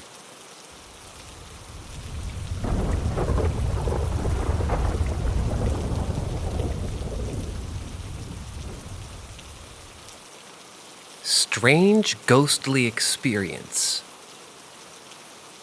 It was a Wednesday night. My dad was having his weekly game night with his friends. Throw darts, drinking beer, typical game night for my dad. And my mom and I went out to the garage where his man cave was to tell him goodnight. I remember telling my dad's cousin about the tooth I had lost and that I was so excited for the tooth fairy to come. I was about 8 or 9 years old. I usually slept with my mom on these nights, since my dad didn't want to disturb us coming to bed after midnight. She tucked me into bed and read me a story. Afterward, I closed my eyes while my mom read her own book. The click of her lamp would always wake me up for some reason, and I stared into the pitch-black room. Only this time, I was met with a strange figure standing in the corner of the room, in between my mom's dresser and the door. It looked like a woman. Her head was looking over her right shoulder with her body facing forward. She did not have any features other than the outline of her body. She was solid green and glowing without any light shining on her. I was frozen with fear. The longer I stared at it, it would sort of float toward me. When I shut my eyes out of fear, it would be right in the same place it was before. When daylight came, it disappeared. Or so I thought.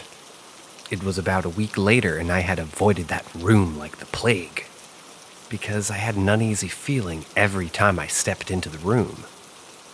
I was eating lunch and watching cartoons on the TV in my parents' bedroom when I saw it again out of the corner of my eye. It wasn't green this time, but it was clear and in the daylight. It was shaped the exact same way and in the exact same spot. I was in a different spot in the room, and it floated toward me. The same thing happened when I stopped looking at it. It was in the same corner as before. A couple of months went by, and my great-grandmother had passed away. My dad inherited some of her furniture, including her dresser, and my parents decided to move it into the bedroom. After the dressers were switched, the figure never came back. My brother has the old dresser in his room and hasn't had any experiences like I did. I'm almost 23 now, and I moved out of my parents' house. Their old bedroom has been transformed into a new guest room, and I stay in there occasionally when I come home to visit. The uneasy feeling that I used to have is totally gone, and I haven't seen anything since the figure disappeared years ago. I've told my mom about it, but of course she doesn't believe me and hasn't seen anything herself. I grew up in Russellville, Kentucky, which has a lot of history with the Civil War. My parents' house used to be a vet's office back in the 1800s, but I'm not sure what that has to do with the ghost. I still have zero explanation for what happened all those years ago. It never tried to hurt me. It would just move toward me multiple times at night.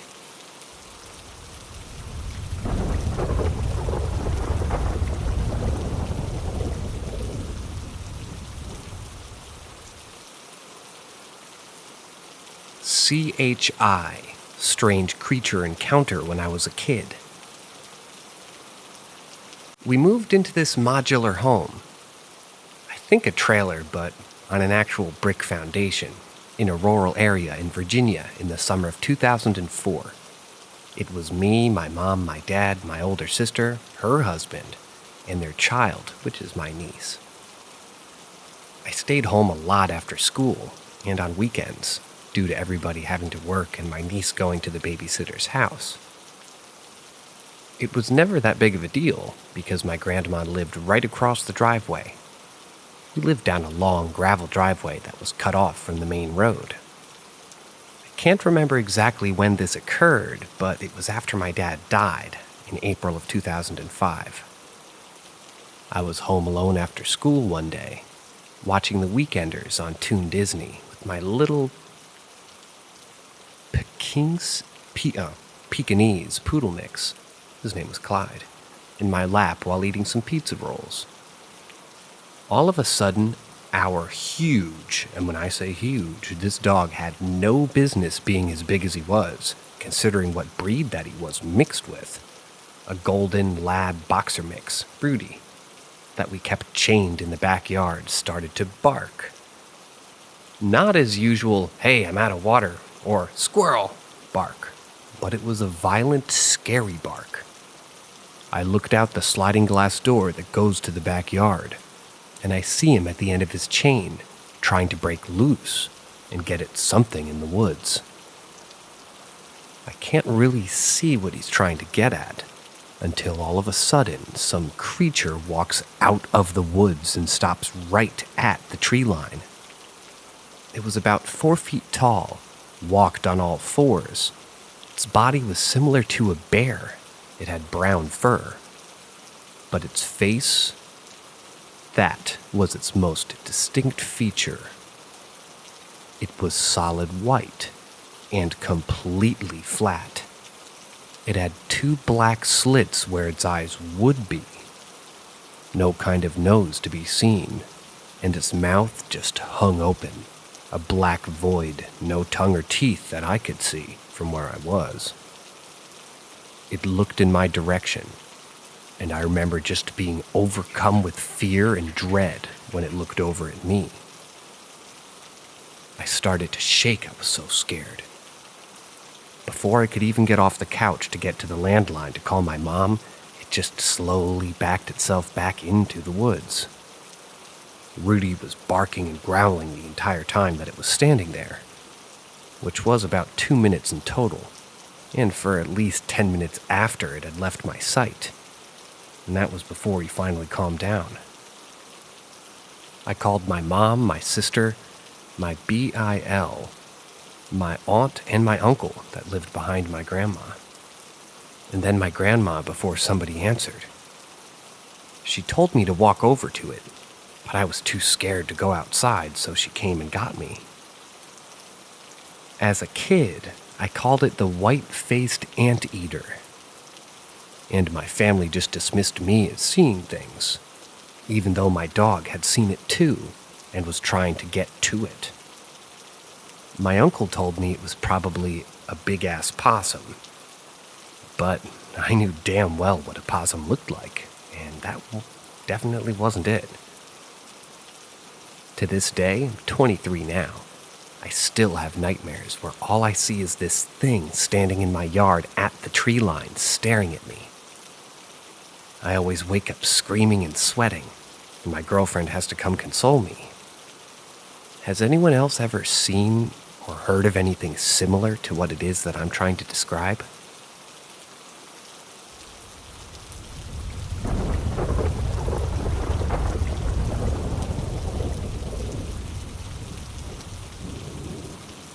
A mashup of short paranormal experiences. So me and my friend were talking on the microphone, and we shared some of our paranormal experiences with each other. I thought it would be nice if I shared some of these stories in this subreddit. So, without further explanation, let me share these stories with you. So for this first story, I was in my bedroom doing my own thing, and I decided to look out of my window to see if any of my friends were at the nearby park. Turns out that they weren't, but when I was looking outside, in the corner of my eye, I saw a shadowy figure. Well, that's all that happened. All these stories are pretty short anyway. Now let's move on to the next one. So this story is about my mom, and she has mental issues, so I won't go into that. And it could have been the actual cause of this, but we don't really know. So anyway, she was casually laying on her sofa watching Netflix, as she does, and she took a glance toward the living room. She told me that she could see a young boy in the window of the door, and this young boy kept appearing in the window of the living room door. So whenever I used to come downstairs, she would get freaked out because she thought the young boy was in fact there. So this is the final story of this thread, and this one's a little bit of a longer one. So my friend was sleeping, as we all do, and then he got sleep paralysis. This is the first and only time thus far that he's gotten sleep paralysis. And I can't remember what he said it looked like, but it was the usual shadowy figure. And I believe it was wearing a black cloak, and his cat sat there meowing at him. And then he woke up, and then our other friend recalled seeing the same figure in places that I can't quite remember. But he thinks he's actually being possessed by something, and whenever somebody talks about his demon, he starts tearing up.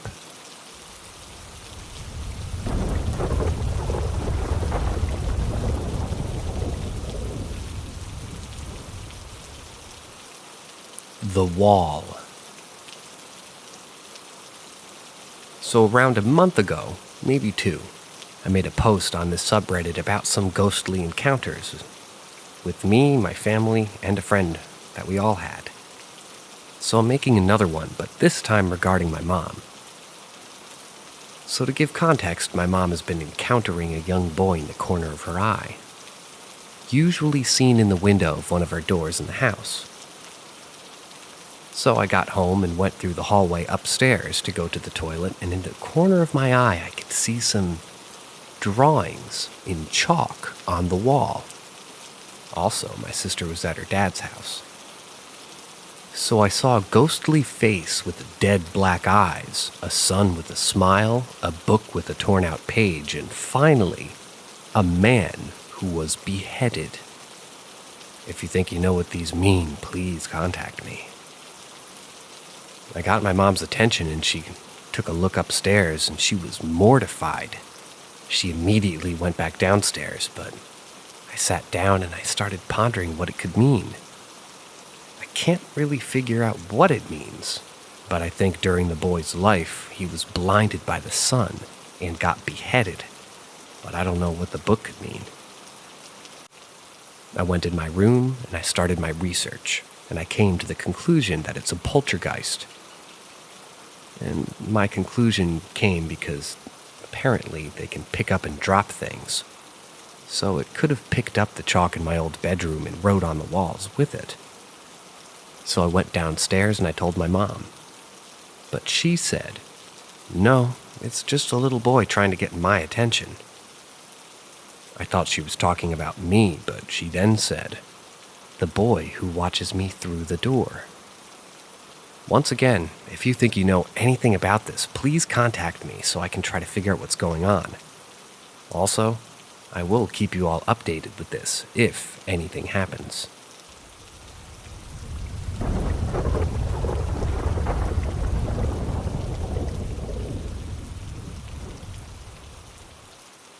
The ghost in my house who protected me from an uninvited spirit. Ouija board used. My childhood home had an odd history. There was a very old camera system on the house from the 80s. We were told that a man had lived there once who was running from the FBI or something. The conclusion was unknown, but the house went to his family, who later sold it. As soon as we moved in, we noticed the basement was super strange. It was completely unfinished with skeleton keys jammed into the borders between the wall and the floor. We'd hear strange sounds occasionally at first. I started having dreams of gatherings of men in the basement, having business meetings or something, drinking, smoking cigars. I would often experience this sensation in my sleep, like someone was ripping my door open and rushing in, but I'd wake up immediately to nothing. We moved in when I was 5. Flash forward to about 17 years old. My grandmother passed away. I was very close with her and hurt by this, because I didn't really get to say goodbye, and I had a lot to tell her. I ignorantly decided to make a Ouija board, which turned out to be a really stupid idea. Of course, it still affects me to 25, so don't do it. Anyway, I had lit some candles and I tried to communicate with my grandmother, but had no luck. A few nights later, I'm sleeping soundly in my bed, facing the wall. I suddenly get woken up by being shaken. I wake up immediately scared because I hear somebody in my room, walking back and forth. I refused to turn around because of how freaked out I was, but I could see this person in my mind almost. I could hear the walking back and forth and the mumble, and the worry in this woman's voice. And I could see her in my mind walking back and forth, and she just absolutely looked crazed and distraught. She shook me again. I could tell that she wanted something from me, but I couldn't understand her, and this was beyond me. All of a sudden, all the ways from downstairs, I hear an absolutely roaring statement to the effect of, "Go away!" that echoed through the entire house. As I'm laying there still frozen and facing the wall, I noticed that the woman in my room was gone. I said, "Thank you, sir," and went back to bed. I felt protected by the spirit of this man on a few occasions, and he even showed me an experience that made me face the reality of suicide once. Totally freaked me out, but he taught me a lesson during a period where I was depressed.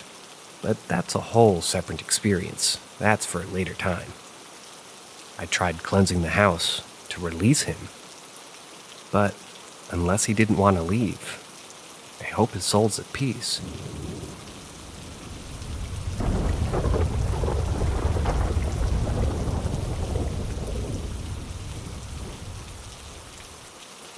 A German ghost spoke to me at a former Hitler youth camp in New Jersey. So I'm about 21 in this story.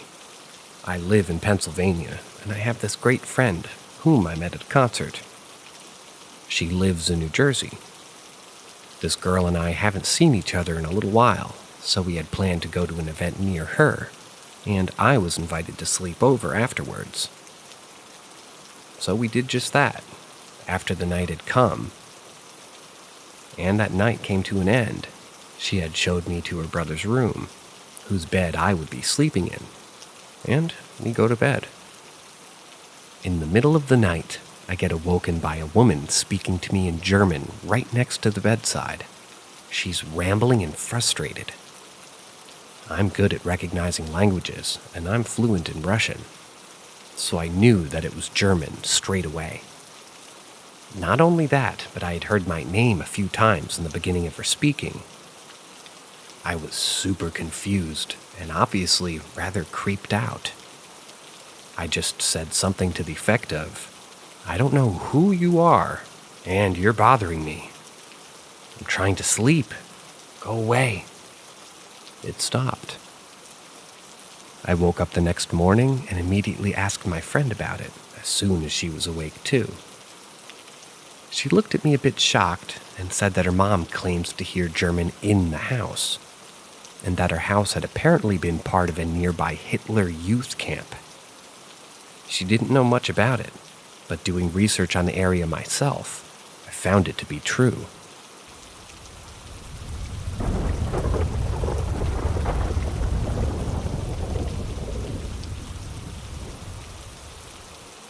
Sleep paralysis.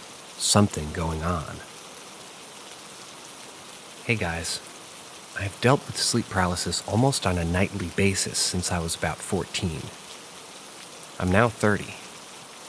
It's always incredibly vivid and always feels like a visitation from some sort of presence. I've been convinced for decades now that there is something more to my sleeping condition. Something paranormal or spiritual, perhaps. I've spoken to countless doctors and psychiatrists about it over the years, and they all tell me that it's simply sleep paralysis. None of them have helped. A family friend who's a spiritualist told me years ago when I was a teenager to pray whenever it happened. I do most nights, but sometimes it's like maybe it just aggravates whatever presence is in the room with me. I've been attacked. I've been thrown around. And I've even been convinced sometimes that I'm rolling around on the floor wrestling this thing.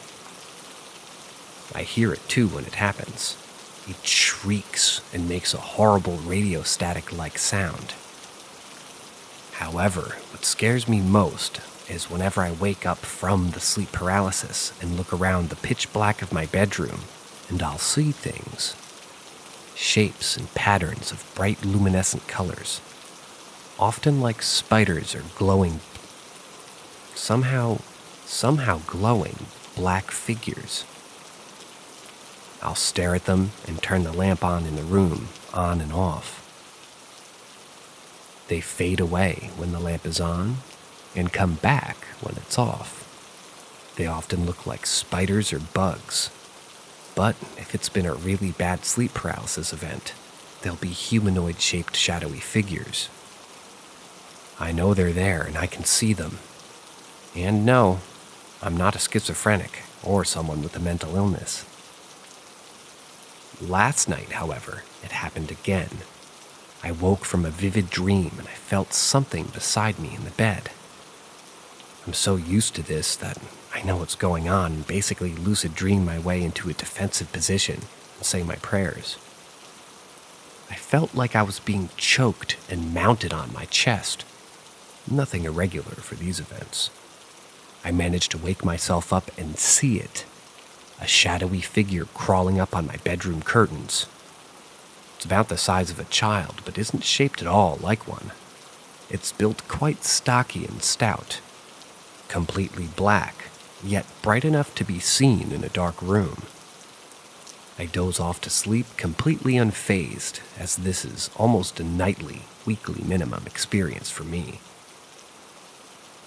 I wake up after what feels like a second and check my phone.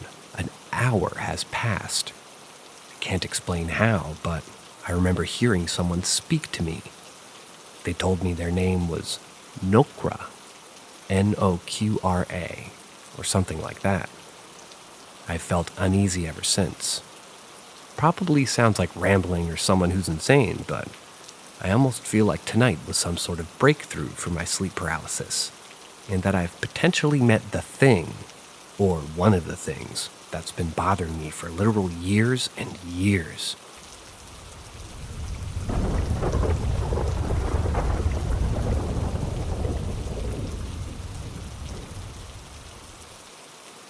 The Hat House Ghost. A little background first. I worked for an agency who employs people to work with adults who have cognitive disabilities. We were to assist them with activities of daily living, things like bathing, taking meds, cooking, cleaning, driving them places. The house I was hired for was called the Hat House. Most of the houses were called by either a name of the street that they were on or an acronym that their house had.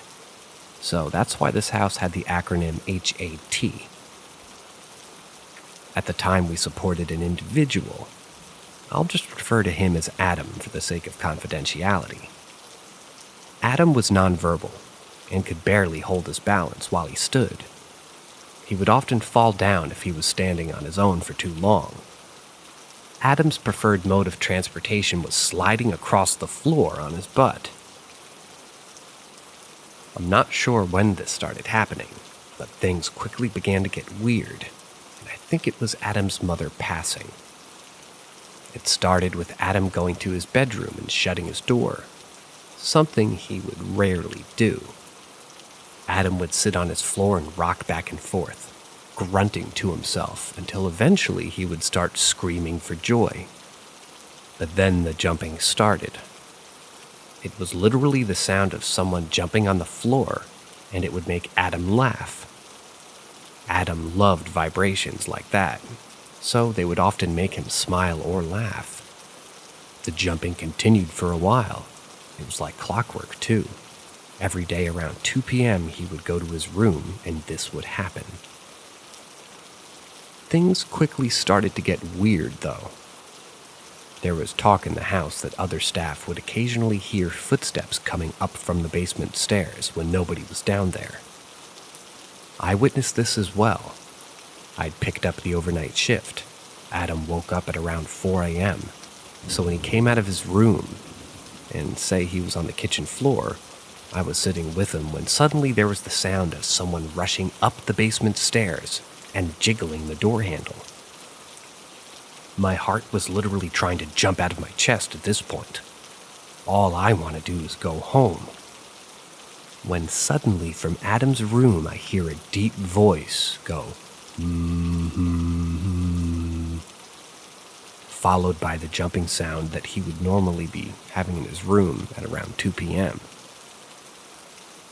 Another time I was doing the dishes, and a supported person who lived at the house at the time, who was verbal, was sitting at the kitchen table. He had been talking to me, but there was a lull of silence in the room. I set down the sponge to get the heavy-duty pan scrubber when I heard the person I support start laughing. I turned to look at him, but that's when I noticed the chill in the air. When I turned back around, the sponge was on the windowsill. I asked the supportive person what happened, and he just kind of shrugged while laughing and says, "It just floated." I got suckered into working an overnight again, so I'm sitting in the office, and it's around 2 a.m. All of a sudden, the living room light turns on. And since I had the office door open, I heard the unmistakable sound of the cord from the light being pulled. I kind of continued in the office thinking someone was awake and I just hadn't heard them, which didn't strike me as odd until I heard the beanbag chair in the living room being picked up. I went to see who it was when I hear the beanbag chair drop to the floor. Nobody was in the living room, and the only way to get in there was through the kitchen or the front door to the house, which was locked and deadbolted. Another time I had an encounter with the spirit of Hat House, and that was when I was in the staff office talking to a coworker. It was around 10 p.m.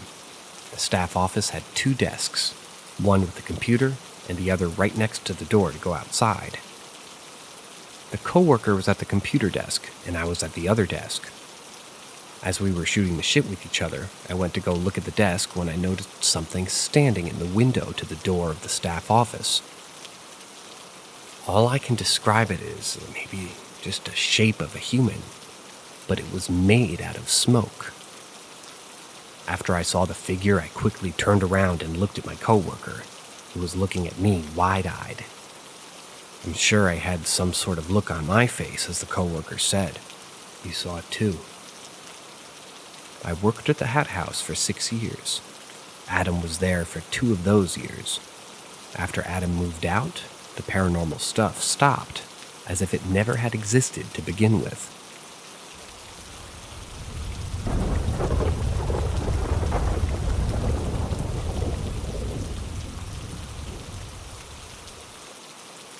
Ghosts at Fort Benning.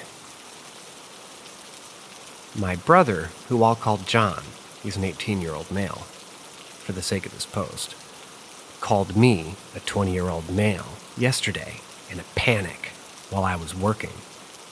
He called me to tell me that he saw a ghost on base. He doesn't usually call, especially not when he knows that I'm busy, so I know that this was serious. He said that he was driving near Harmony Hill when he saw a man walk out toward the road wearing BDU, which when I looked it up, it said that it stands for Battle Dress Uniform, which was used from the 80s to the early 2000s with blood all over his face. And he says the man asked him for directions to the main post. John pointed him in the right direction, but when he looked in his mirrors, the man was gone. John also shared with me that he had spoiled his pants after realizing what he had seen. The only other times I've heard him sound that upset were after he crashed an ATV with both of us in it, and when he was under investigation for a serious crime that he had no involvement in. He's usually very level-headed and reserved. When John was younger, around 3 or 4, he used to talk a lot about paranormal encounters and other metaphysical things. But as far as I can get out of him, he has no recollection or desire to recall those scenarios. We went to see a few mediums and psychics who talked to him about his experiences, but I don't know whatever came of those conversations. He never brought them up. I used to mention auras of strangers and family members, but the only specifics I can remember were him saying that he couldn't see mine because something was blocking it. He also mentioned another spirit that he thinks he saw while he was on fire watch one night. He says he saw a man in a UCP. Had to look it up again. This one is universal camouflage pattern, which was used from 2005 to 2019. And they were crying on a bench somewhere in the B Company barracks at or near the airborne school. He says that this could not have been a real person because the lights in the room are motion activated, and the lights were not triggered by the man's presence. He says he was watching cameras and no one came in or out. I feel like it's relevant to disclose that he was recently sent for a psychological evaluation because he reacted violently to a minor inconvenience. And I was recently sent to a psychiatric hospital for PTSD and depression, as well as possible bipolar disorder. I say this not to discount his encounters, but rather to try to fully understand all of the contributing factors to our situation.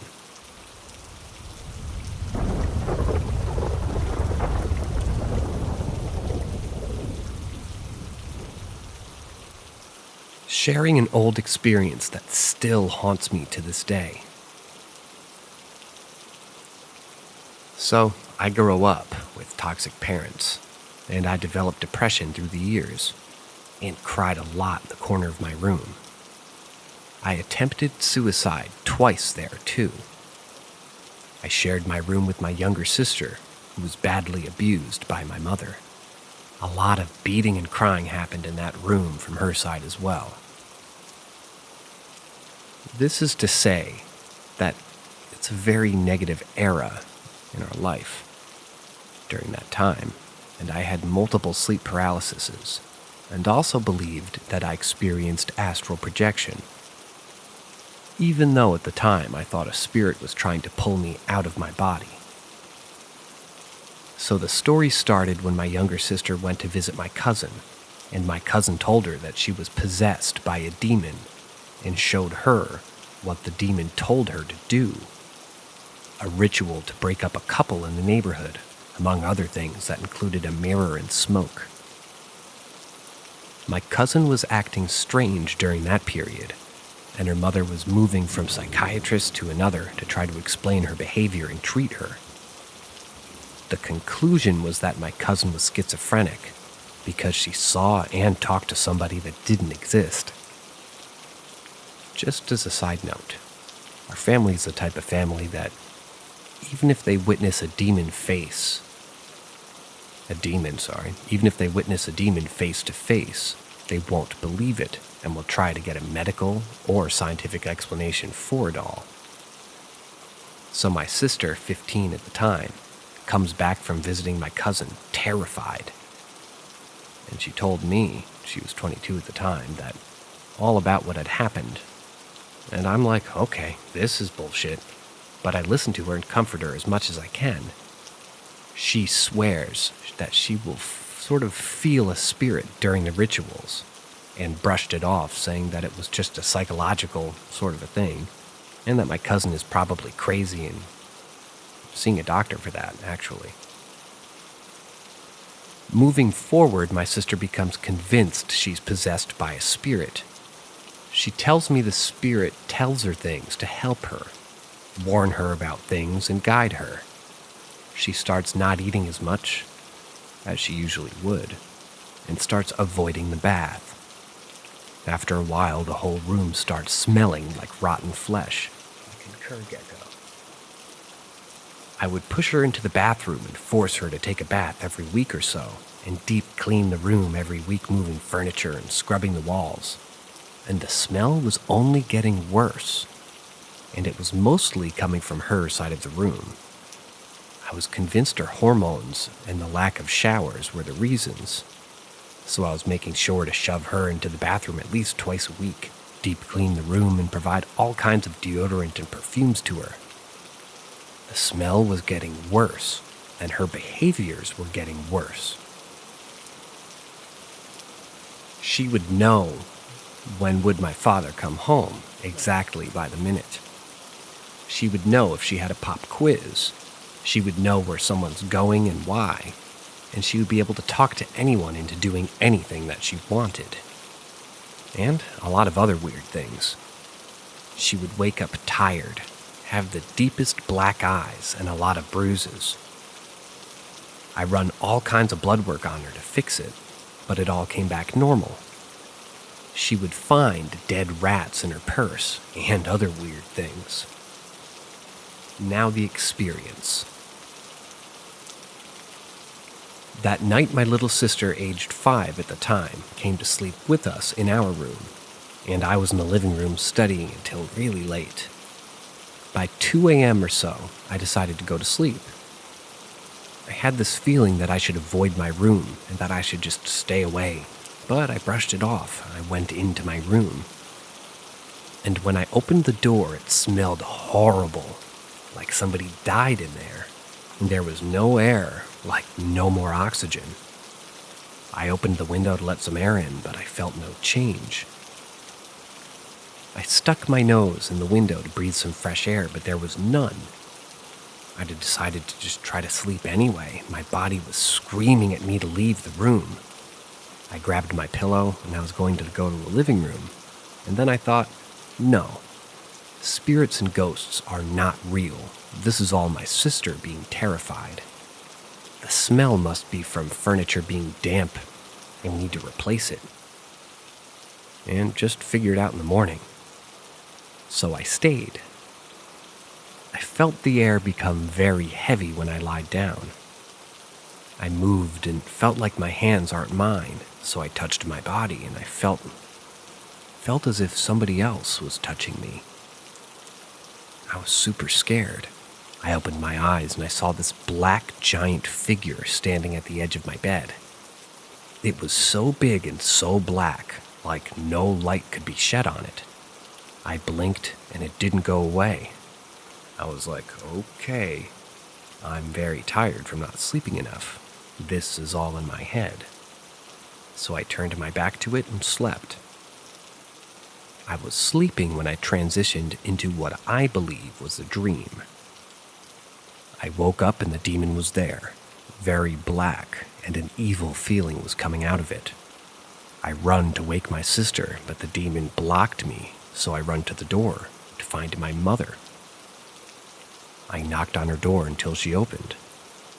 I told her all about what was going on. She didn't care, and the demon was coming after me, so I run to the bathroom to hide. And there, I saw a flame in the mirror, so I run back to my room, but I couldn't open the door. So I kept banging on it until I forced it open, and then my night lamp exploded, and I woke up. When I woke up, I was terrified. But the room didn't smell as bad as before I went to sleep, and there was more light in the room instead of the pitch black before. I didn't go back to sleep. I stayed awake all night until morning. When everybody woke up, I noticed that my sister was barely walking. She said she was extremely tired and was bruised more than usual. I also noticed that the room door wouldn't close anymore. It was moved horizontally. And somehow, it doesn't fit the door frame anymore, and no one knows why. My lamp had exploded, and my curtains were on the floor, and I noticed that they were pulled from the walls as if someone used a hammer to knock the hanging rod off. It was very weird. But I kept saying to myself that everything must have an explanation. Until I went to have my breakfast. My 5-year-old sister saw me and said, "Hey sis, there was a fairy just messing with your tummy and playing with it like it was Play-Doh." I asked, "What fairy?" She said, "The flying black fairy. He's a fairy because he can fly." I asked her to describe the fairy and she said that it was scary. So when she saw it, she just closed her eyes and started praying to God.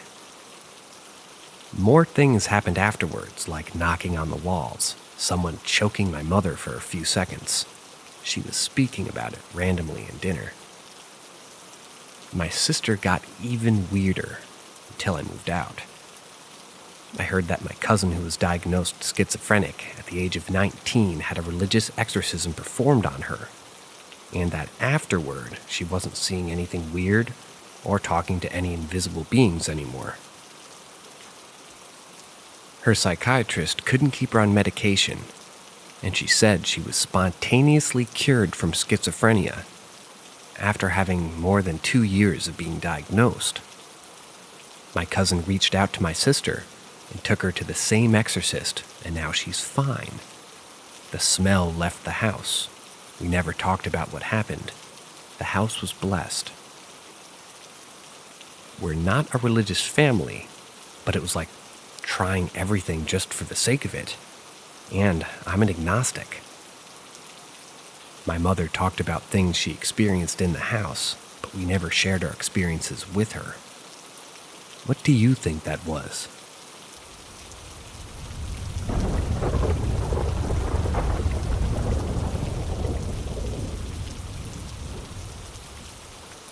The bin that moved by itself.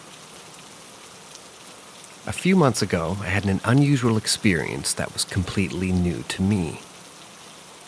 Although I had always believed in the existence of ghosts and the paranormal, I'd never encountered anything of the sort before. My room is fairly small, and one morning as I hurriedly got out of bed, my foot accidentally knocked over the bin, causing it to fall on its side. Pressed for time, I didn't bother picking it up and I left the room. Later that evening, feeling a bit tired, I entered my room and lay face down on my bed with my head buried in the pillow. At the opposite end of my room, there was a radiator next to a large plastic tub. Earlier, I had stepped on the tub to reach something in the wardrobe, causing it to collapse and shatter. However, I had left the broken pieces there without bothering to clean them up. While laying on my stomach with my head buried, I suddenly heard what seemed like a cracking sound, as if something was walking over to the shards of plastic. I clearly heard it, but dismissed it, assuming it was the sound of the radiators heating up and the plastic cracking. I didn't move and continued to rest, and as I was, the sound ceased. I reconsidered and told myself that if I heard it again, I would quickly get up to investigate. I remained awake and in the same position, and it wasn't long before I heard the cracking sound again.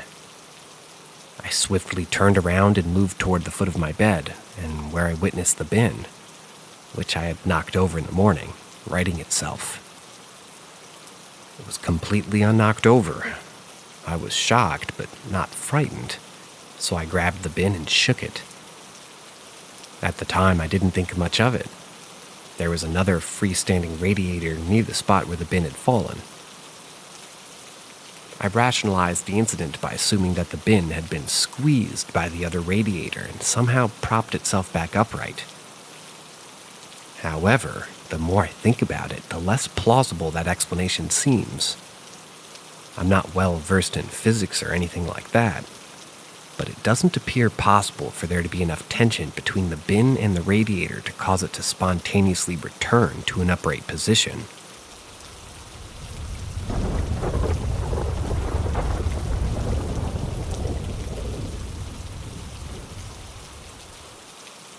The day the cat lady vanished. Around 10, maybe 15 years ago, I was working around an industrial estate as a machine operator. I'd pulled a Sunday shift, a 7 to 3, standard one really.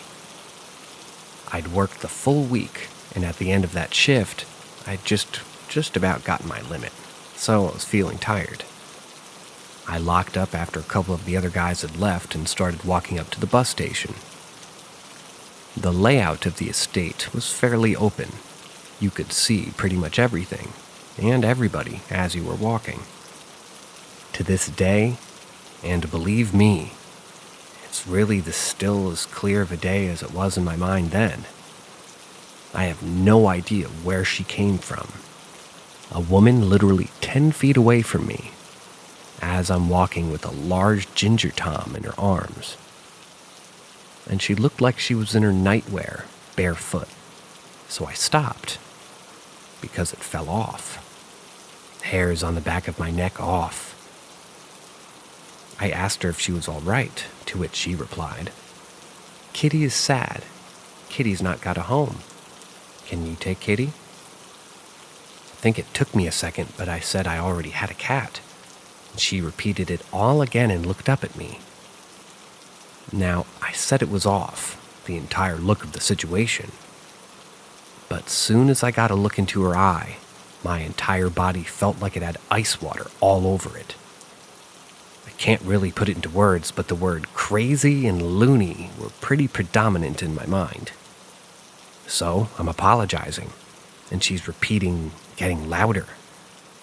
She was a skinny thing, and I'm a big guy, but I was getting afraid. Again, no idea how or why I'm reacting like this. So the fight or flight reflex is in full swing. I was backing up and sort of sidestepping the entire way. And I was also apologizing all the way. And I was basically walking backwards, toward where the bus station was. But here's the thing.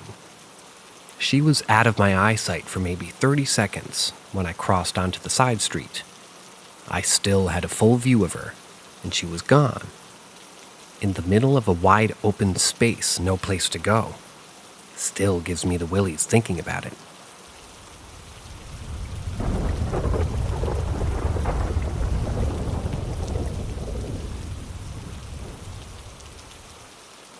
Chasers by the Wind. Escape from Mugger's Tunnel. So we're going to go back around 25 years ago. And again, this is a moment in my life that's burned into my head with cold, hard clarity. Just because it scared me so badly. That night I'd been spending time with my girlfriend, and we'd been out for some sort of function, and it resulted in me having to walk her back to her house, which was a ways away. And certainly pretty far from where I lived with my parents at the time. It was well past midnight, but the roads were well lit, and it was straightforward getting her back to her house. I left her there and said my good nights like a gentleman, and I'm starting to walk home. Now this is where it kind of gets sticky. To get to where I lived, it's necessary to go through a tunnel under a bridge that is literally 2 people wide.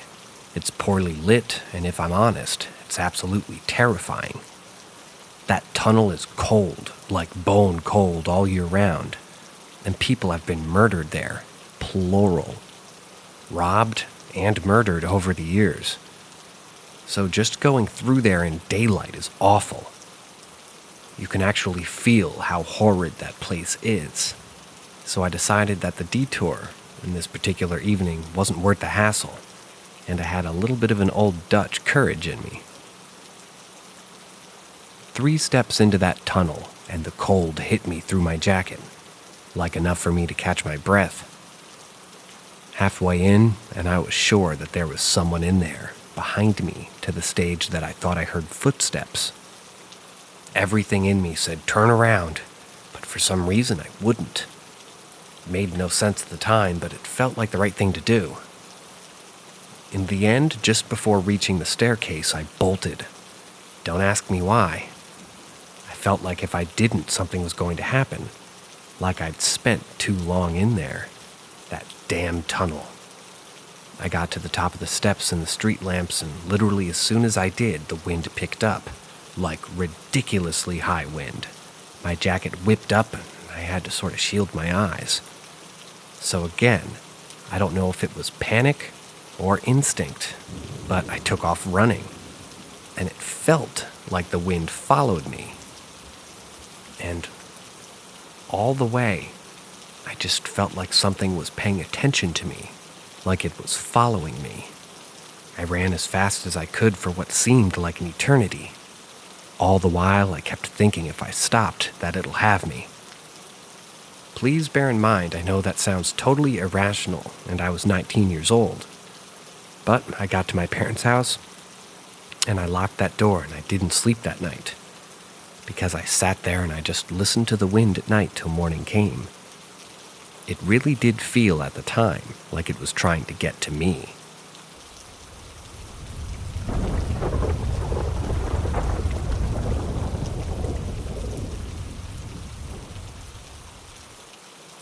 That one shift too many. Through the early 2000s, I guess I worked a lot. Usually 7 days a week. Sometimes 12 hours and above. I think my longest run was 17 weeks working 7 days without a real rest. It's that particular run that I'm writing about. So for anyone that's read my previous posts about the cat lady, I mentioned some sightings that happened to me in the place I worked. Here's my own. I was coming to the end of a particularly long stint of working overtime. I'd been going on for about 7 weeks. It was Sunday. It was getting late. I was doing shutdown and lockup, making sure everything was safe before leaving. This usually meant that I was the last man standing and the last man out. I went through my usual routine, which was kind of like a circuit. First sign of things being off was a movement that I caught on the edge of my peripheral vision. I turned to see what had caught my attention. Nothing there. My first reaction was something was just amiss. So I did what any other 23-year-old guy does and picked up something large and heavy. I shouted a couple of times that I would phone the cops, try to scare the guy if there was a guy. Adrenaline was high. No reply. So I carried on shutting down. Going about getting home, and then I saw him. Just stood there. 30, maybe 40 yards away. Tall, black jacket, bald head. Just stood there. Only problem is that he had no face, no nose, no eyes, no mouth. Now I'm super tired at this rate, so even though I'm just kind of blind panicking, I screwed my eyes shut, rubbed them hard, shook my head. Because that isn't possible, right? But he's still there. So I turned and walked pretty much as fast as I could the other way, but not run. But I was walking quick enough to maybe break into a run if I needed to. I got downstairs pretty quickly, grabbed my coat and bag, set the alarm, and out I went. Locked the doors and went home. Now I know what you may think. He was tired, worked too many hours, and seeing stuff. I didn't feel threatened by it, just to be clear, but it wasn't friendly, and it definitely didn't want me around. Now fast forward 3 months, old colleague of mine walking down the stairs from the canteen one early morning. Just me and him there as usual. He's white as a sheet, stuttering. I looked at him and said, "Black coat, bald head, quite tall?" He nods, and we go outside for our coffees. And I calm him down a bit. There was a few sightings of whatever it was after that. Mainly when people were on their own. Mainly getting a feeling of unease. I'm glad I'm not there anymore, as it wasn't the last time I saw him either.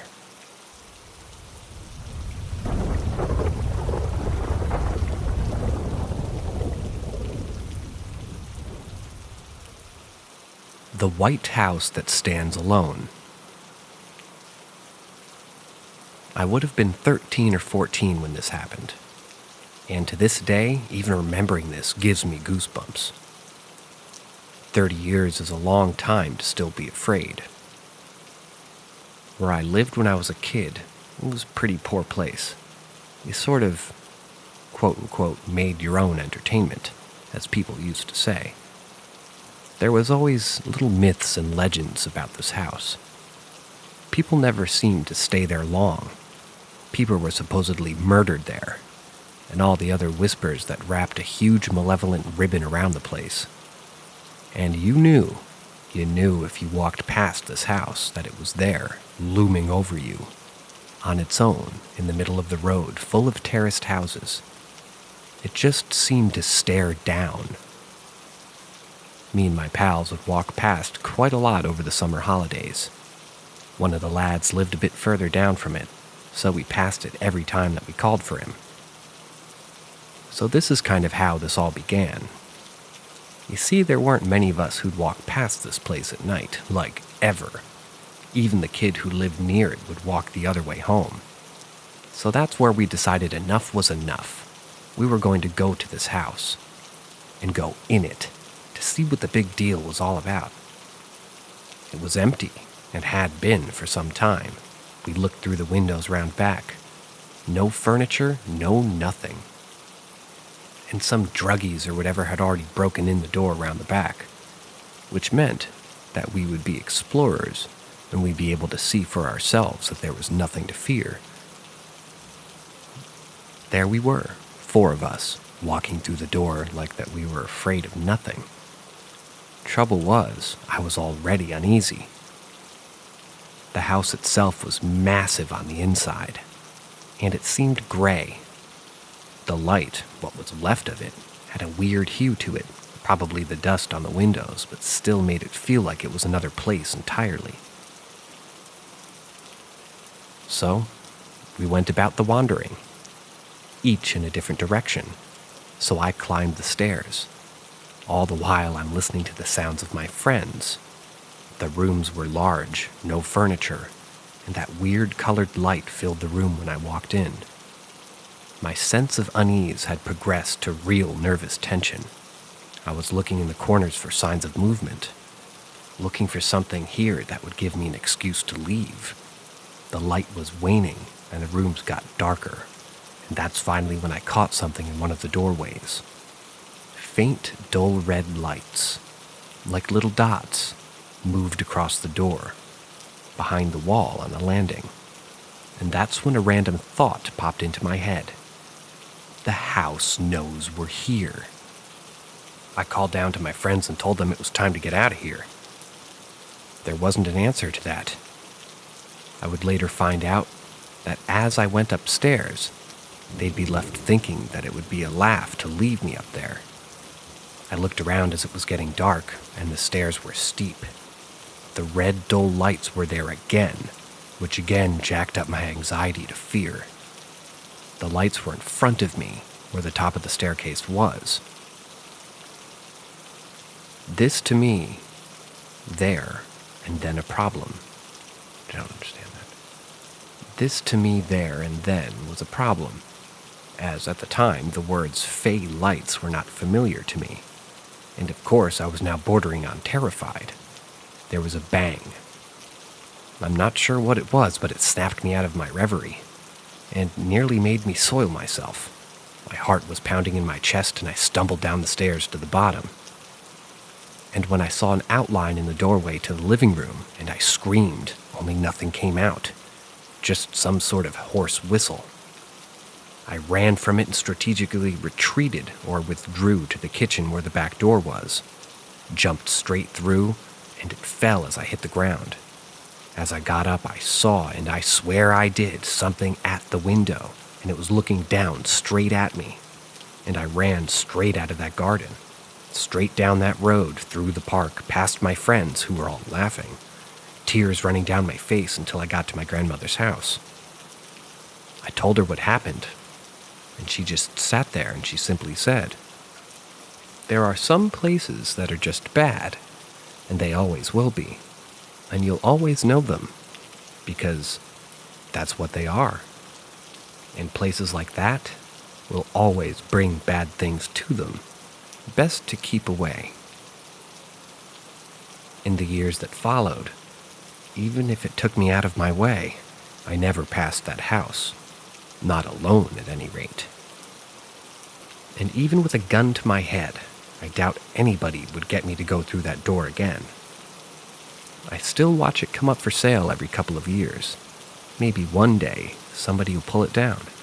But even if they did, I'll still have it in the back of my head of what happened that night, whether I imagined it all or not.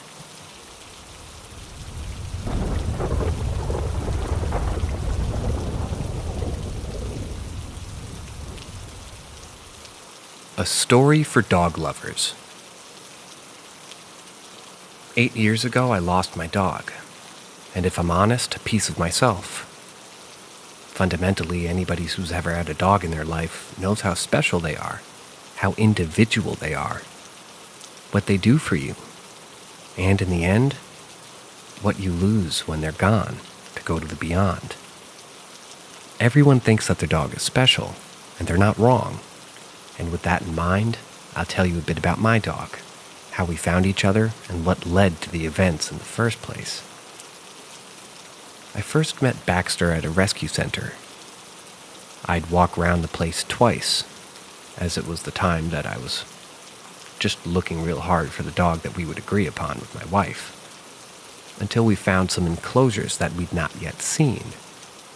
As you can imagine, all the dogs in there were going crazy and barking, yelping, bouncing up and down, all save one. Right at the end of the enclosures was a large, skinny black dog, silent, and sat still just staring. Of course, I walked over and stared right back at him. Just as I turned to call my wife, he barked at me.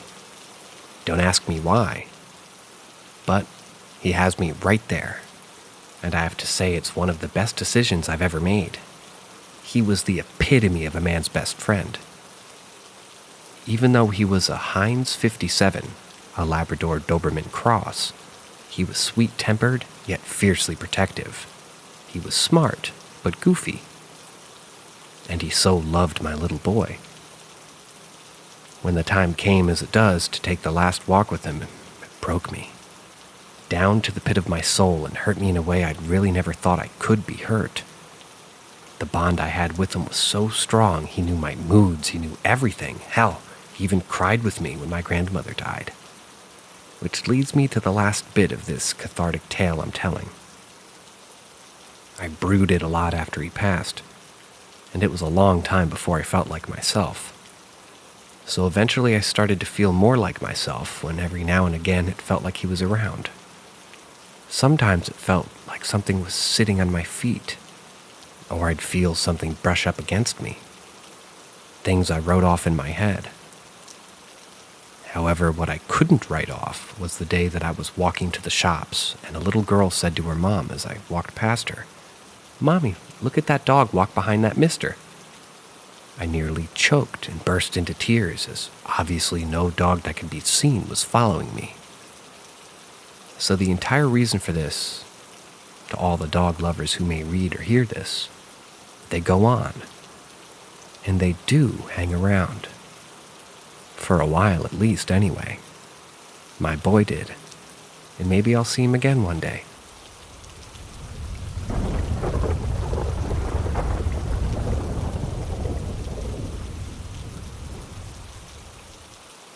Unexplained occurrences recently. For context, on my new apartment, it's a part of a duplex apartment thing that sits atop a 3-car garage in the backyard of my landlord's house. The property is very old. I want to say the house was built anywhere in the 40s or 50s. Same goes for the apartment. The apartment attached to mine is to the left of mine, whereas my front door is to the right of the apartment, and their front doors is to the left of theirs. So ever since I moved in, there's been these very unexplainable noises. Like I hear someone knock on my front door quite frequently. And I know it isn't coming from my neighbors because it's too loud and clear, and it comes from the right side of my apartment. I also hear footsteps walk through my apartment to the bathroom, which once again is too loud and clear to be my neighbors. Another time the cage door to my cat slammed shut and rattled super loud. The cage is elevated on a shelf and the cats can't get to it. They were also next to me when this happened. The most recent occurrence, and quite honestly the weirdest, is when in the middle of the night I heard my front door slam shut and footsteps walk across my floor. I know for a fact that it was my door and not my neighbor's because my door gets caught, so you have to slam it to get it open or closed. Plus, it sounded like it was in the same room as I was. My cats also look up to the ceiling a lot these days and randomly get distracted by nothing. And this is out in the living room as well.